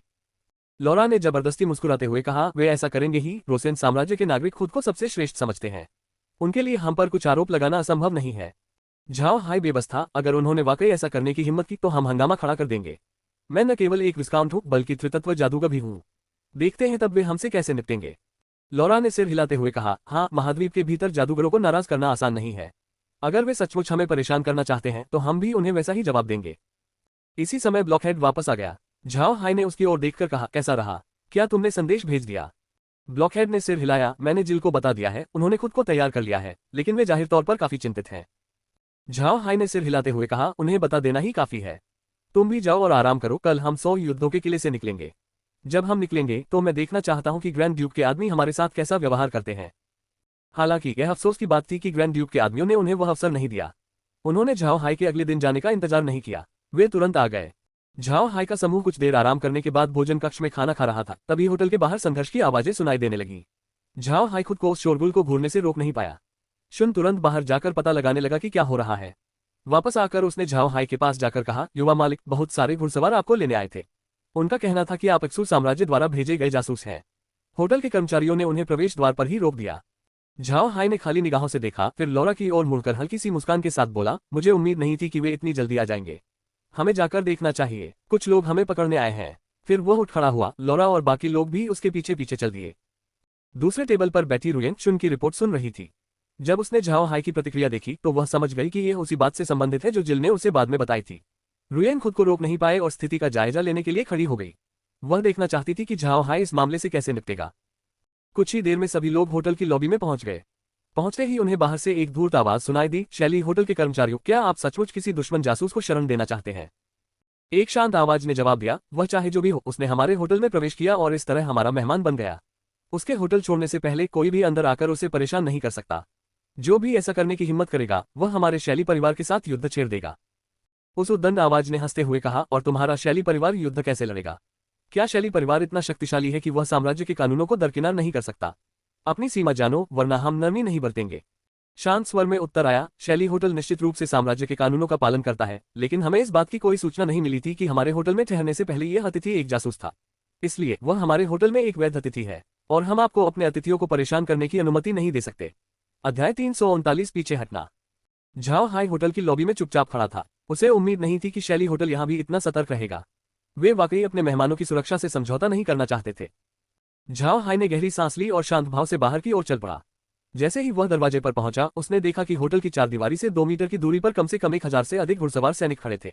उन्होंने उत्तम इस्पात का कवच पहन रखा था, पीठ पर पतंगनुमा ढाल थी और कमर पर म्यान में रखी 2 धारी तलवार थी। इसके अतिरिक्त उनके घोड़ों की काठी पर शूरवीरों के भाले लगे हुए थे, जिनके शीर्ष पर एक त्रिकोणीय ध्वज लगा था जो हवा में लहराने पर बेहद आकर्षक लग रहा था। जिन घोड़ों पर वे सवार थे वे भी असाधारण थे। हालांकि वे घोड़े थे, लेकिन सभी लगभग 4 मीटर ऊंचे थे और उनका शरीर पूरी तरह से काला था। उनके सिर पर 2 घुमावदार लंबे सींग थे और उनकी आंखें लाल थीं। वे देखने में बेहद डरावने लग रहे थे। झाओ हाई को याद है कि उसने इस तरह के जादुई जीवों के बारे में संकलन में पढ़ा था। ये 5वें दर्जे के घोड़े जैसे जादुई जीव थे, जिनका नाम था शैतानी घोड़े। इनमें अंधकार का गुण था, ये 6 मीटर तक ऊंचे हो सकते थे और इनमें जादुई प्रतिभा बहुत अधिक थी। ये रक्त जादू का, साइफन और अंधकार तत्व के मंत्र, वीकेंड, स्लो और कंफ्यूजन का प्रयोग कर सकते थे। इनसे निपटना बहुत मुश्किल था। झाओ हाई ने घुड़सवार सेना द्वारा इस्तेमाल की जाने वाली काठी पर भी ध्यान दिया। वे विशेष रूप से दोनों तरफ 2 रकाबों के साथ डिजाइन की गई थी, जिससे सवार होना आसान हो जाता था। जब प्रमुख योद्धा ने झाओ हाई को देखा तो उसने उस पर ध्यान नहीं दिया। योद्धा के लिए झाओ हाई महज शैली होटल में गड़बड़ी पैदा करने का एक जरिया था। अगर झाओ हाई आज नहीं भी आता, तब भी वे होटल के साथ कोई न कोई गड़बड़ जरूर करते। उसके मन में झाओ हाई से कोई शिकायत नहीं थी, बस होटल से शिकायत थी। उसे किसी न किसी बहाने की जरूरत थी, चाहे वे किसी का भी इस्तेमाल करें, उसे कोई फर्क नहीं पड़ता था। लेकिन उसे यह नहीं पता था कि उसने किसी ऐसे व्यक्ति को नाराज कर दिया है जिसे उसे नहीं करना चाहिए था। उसने सोचा कि दूसरा पक्ष महज एक मोहरा है जिसे वह लापरवाही से इस्तेमाल कर सकता है और फिर जब चाहे फेंक सकता है। उसे यह उम्मीद नहीं थी कि आज इस्तेमाल किया गया उसका मोहरा कांटों से भरा होगा। झाओ हाई ने उस योद्धा की ओर देखकर कहा, मैंने सुना है कि आप मुझे ढूंढ रहे हैं। क्या मैं जान सकता हूं कि क्यों? नाइट ने झाओ हाई की ओर सिर घुमाकर कहा, वेल्स, तुम पर जासूस होने का संदेह है, तुम्हें हमारे साथ चलना होगा। नाइट शैली होटल को अच्छी तरह समझता था। वह जानता था कि होटल उसे अपने मेहमानों को आसानी से ले जाने नहीं देगा। फिलहाल उसके पास होटल को लूटने का कोई उपाय नहीं है, लेकिन वह मेहमानों को मनाकर होटल छोड़ने के लिए राजी कर सकता है। झाओ हाई ने शूरवीर की ओर देखा और हल्की मुस्कान के साथ कहा, मैं एक्सू साम्राज्य का कुलीन व्यक्ति हूँ। आपके पास क्या सबूत है जिससे ये साबित हो कि मैं वास्तव में एक जासूस हूँ? यदि आपके पास कोई सबूत नहीं है तो मैं मान लूंगा कि रोसेन साम्राज्य मेरे एक्सू साम्राज्य के कुलीनों का अपमान कर रहा है। इससे निश्चित रूप से एक कूटनीतिक विवाद उत्पन्न होगा। नाइट ने झाओ हाई की बातों पर ध्यान नहीं दिया और चिल्लाकर कहा, अपना समय बर्बाद मत करो। तुम रोसेन साम्राज्य में हो, इसलिए तुम्हें साम्राज्य के रीति रिवाजों का पालन करना होगा। आज्ञाकारी होकर हमारे पीछे चलो, वरना बहुत गड़बड़ हो जाएगी। होटल कर्मचारी के कुछ कहने से ठीक पहले झाओ हाई का चेहरा उतर गया। सर, नाइट में इतनी हिम्मत तो है, लेकिन अफसोस की बात है कि आपने किसी ऐसे व्यक्ति को नाराज कर दिया जिसे नाराज नहीं करना चाहिए था। झाओ हाई की बात सुनकर नाइट उसे घूरने लगा। दरअसल उसे झाओ हाई में कुछ भी खास नजर नहीं आया। उसी समय झाओ हाई ने अपनी छड़ी घुमाई और एक के बाद एक विशालकाय गोलेम प्रकट होने लगे। अंत में उनकी संख्या 20 से अधिक हो गई। जब नाइट ने ये सब देखा तो उसका चेहरा उतर गया। उसने सोचा भी नहीं था कि झाओ हाई एक जादूगर है, वो भी इतने उच्च कोटि का। बिना एक भी मंत्र बोले इतने सारे पत्थर के गोलेमों को बुला पाना वाकई एक अद्भुत कारनामा था। योद्धा ने अपना भाला उठाया और ढाल की ओर हाथ बढ़ाया। उसी समय उसने आदेश दिया, शत्रु का सामना करने के लिए तैयार हो जाओ। पीछे हटो और अपनी संरचना तैयार करो। उसके पीछे के शूरवीर स्पष्ट रूप से प्रशिक्षित थे। उन्होंने मुख्य शूरवीर की तरह तुरंत तैयारी की और अपने घोड़ों को धीरे धीरे पीछे हटने के लिए प्रेरित किया। वे धीरे धीरे पीछे हटे और आक्रमण के लिए पर्याप्त दूरी बना ली। उनके जैसे भारी घुड़सवारों के लिए उनके आक्रमण की शक्ति काफी जबरदस्त थी। कम से कम उनका आक्रमण पैदल सेना की 5 परतों को भेदने में सक्षम था। झाओ हाई ने दूसरी बार अपना डंडा लहराया और धीमी आवाज में कहा, बांधो। हवा के झोंके तुरंत घोड़े के पैरों से लिपट गए, जिससे वे बहुत सुस्त हो गए। घुड़सवार सेना की चाल अचानक काफी धीमी हो गई। मुख्य योद्धा का चेहरा और भी उतर गया। वह एक अनुभवी सैनिक था जिसने अनेक युद्ध देखे थे। वह जानता था कि झाओ हाई केवल वायु तत्व की जादुई शक्ति का प्रयोग करता है, जिससे वह 2 तत्वों का जादूगर बन जाता है। चाहे वे कहीं भी हो, झाओ हाई ऐसा व्यक्ति था जिसे उसके जैसे छोटे योद्धा को नाराज करने की कोई जरूरत नहीं थी। दुर्भाग्यवश झाओ हाई का तमाशा अभी खत्म नहीं हुआ था। झाओ हाई ने तीसरी बार अपना डंडा लहराया और कहा, निकल जाओ। धीरे धीरे पीछे हट रहे योद्धा अचानक एक विशाल अग्निवृत्त से घिर गए। आग की लपटें भयंकर रूप से भड़क रही थी, लगभग 1 मीटर ऊंची थी और धीरे धीरे करीब आती जा रही थी। ये दृश्य अत्यंत भयावह लग रहा था। अग्नि तत्व वाले जीवों को छोड़कर अधिकांश जादुई जीव आग से भयभीत थे। जब आग भड़की तो शूरवीरों के घोड़े तुरंत ही झिझकने लगे। लेकिन चूंकि वे अच्छी तरह से प्रशिक्षित घोड़े थे, इसलिए कुछ देर समझाने बुझाने के बाद वे शांत हो गए। हालांकि प्रधान शूरवीर का चेहरा बेहद लाल हो गया था। वह जानता था कि उसने एक त्रितत्व जादूगर को नाराज कर दिया है। झाओ हाई ने ठंडे लहजे में नाइट को देखा और गंभीर स्वर में कहा, रुको, अगर तुमने हिलने की हिम्मत की तो मैं नरमी नहीं बरतूंगा। मुख्य योद्धा जानता था कि झाओ हाई गंभीर है। अगर झाओ हाई सचमुच उनसे निपटना चाहता तो वो उन्हें यहाँ फंसाता नहीं, वह सीधे पत्थर के गोलमों से हमला करवा सकता था। नाइट रुका और झाओ हाई को प्रणाम करते हुए बोला, हमने आपको नाराज कर दिया है, कृपया हमें क्षमा करें। इस बार यह एक गलतफहमी थी, शायद कोई गलत सूचना दे दी गई हो, कृपया हमें क्षमा करें। झाओ हाई ने मुख्य योद्धा की ओर देखते हुए कहा, अच्छा, चूंकि आपने ऐसा कहा है तो मैं आपको ज्यादा देर तक नहीं रोकूंगा। मैं बस दोबारा परेशान नहीं होना चाहता, आप जा सकते हैं। फिर उसने हाथ हिलाया और पत्थर के गोले, बंधन मंत्र और अग्नि का घेरा गायब हो गए। झाओ हाई को अपने मंत्र वापस लेते देख प्रधान योद्धा ने राहत की सांस ली। उसने झाओ हाई को प्रणाम किया और कहा, महाराज, आपका धन्यवाद। मैं और बाकी सब अब यहाँ से विदा लेते हैं। ये कहते हुए उसने बाकी लोगों को पीछे हटने का इशारा किया। झाओ हाई इन शूरवीरों को कड़ी सजा नहीं देना चाहता था। उसे अच्छी तरह पता था कि वह इस समय रोसेन साम्राज्य के भीतर है और ये शूरवीर इक्सू साम्राज्य के नागरिक हैं। अगर इन शूरवीरों से उसका कोई गंभीर टकराव होता तो उसे डर था कि रोसेन साम्राज्य उसे आसानी से नहीं छोड़ेगा। उन्हें यह भी पता था कि दूसरा पक्ष केवल होटल के लिए परेशानी खड़ी करने आया था, उन्हें परेशान करने नहीं। स्वाभाविक रूप से दूसरा पक्ष भी एक शक्तिशाली जादूगर को नाराज नहीं करना चाहेगा। पीछे हटती हुई घुड़सवार सेना को देखकर होटल मैनेजर तुरंत झाओ हाई के पास गया और झुककर बोला, बहुत बहुत धन्यवाद महोदय। आपकी नींद में खलल डालने से हमारी गलती हुई, कृपया आपके कमरे का भुगतान ही हमारी ओर से माफी समझ लें।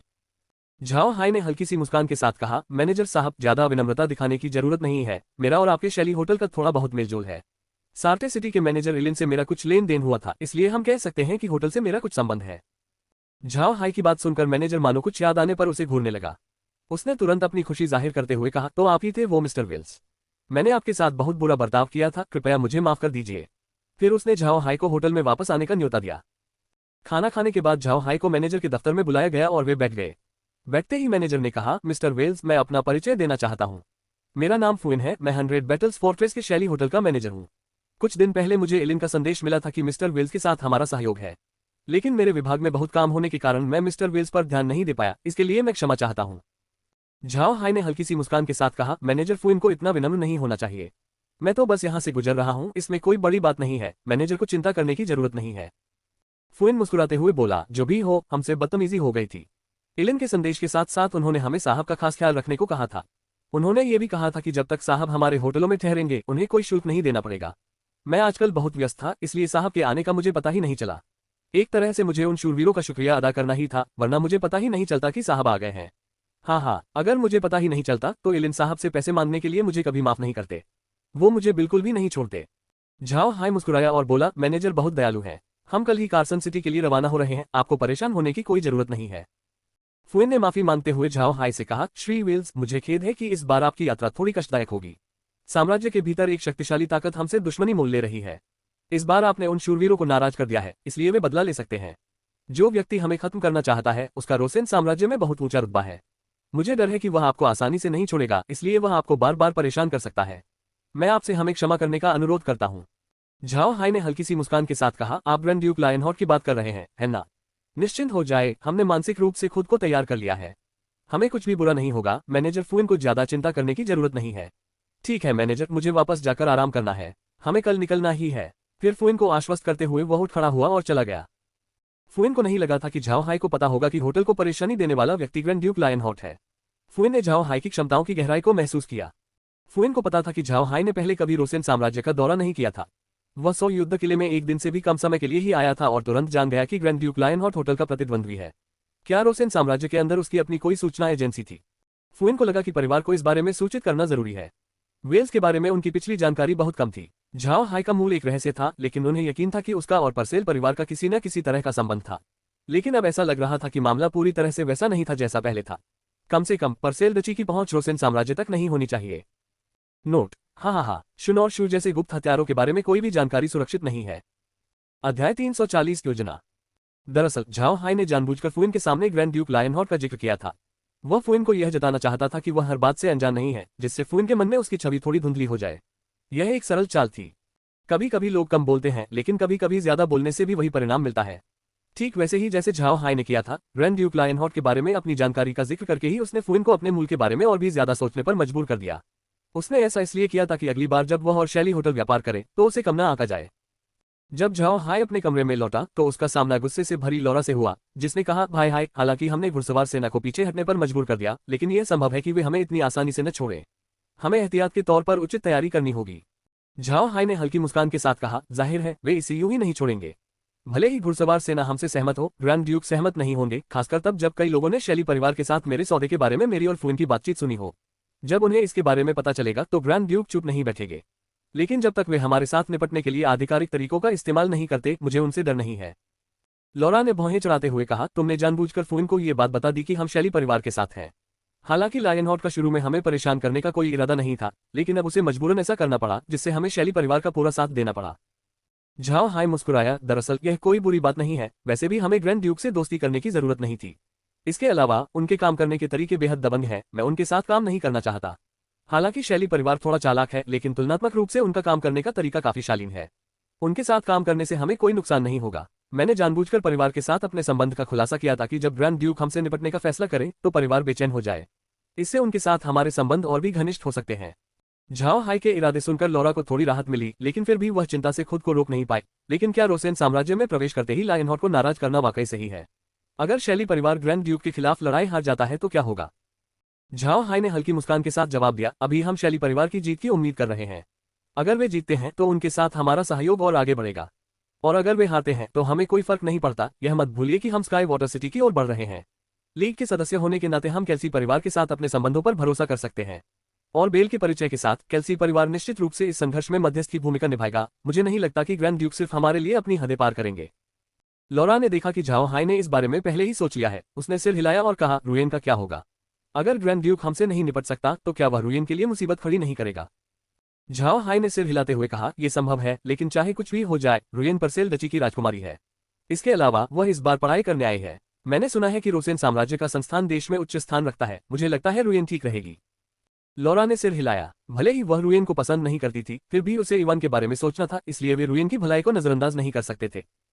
झाओ हाई ने भले ही अपनी आशंकाएं व्यक्त कर दी हों, लेकिन लौरा अब भी चिंतित थी। अगर वे संस्थान के अंदर कोई गड़बड़ कर दे तो क्या होगा? वह भी एक युवती है जो अपने परिवेश से अपरिचित है और उसे मदद की जरूरत है। मुझे डर है कि जब वह चाहेगी तब उसे मदद नहीं मिल पाएगी। अगर उसे कुछ हो गया तो हम ग्रैंड ड्यूक इवान का सामना नहीं कर पाएंगे। झाओ हाई ने आह भरते हुए कहा, हम सचमुच उसकी मदद नहीं कर सकते। दरअसल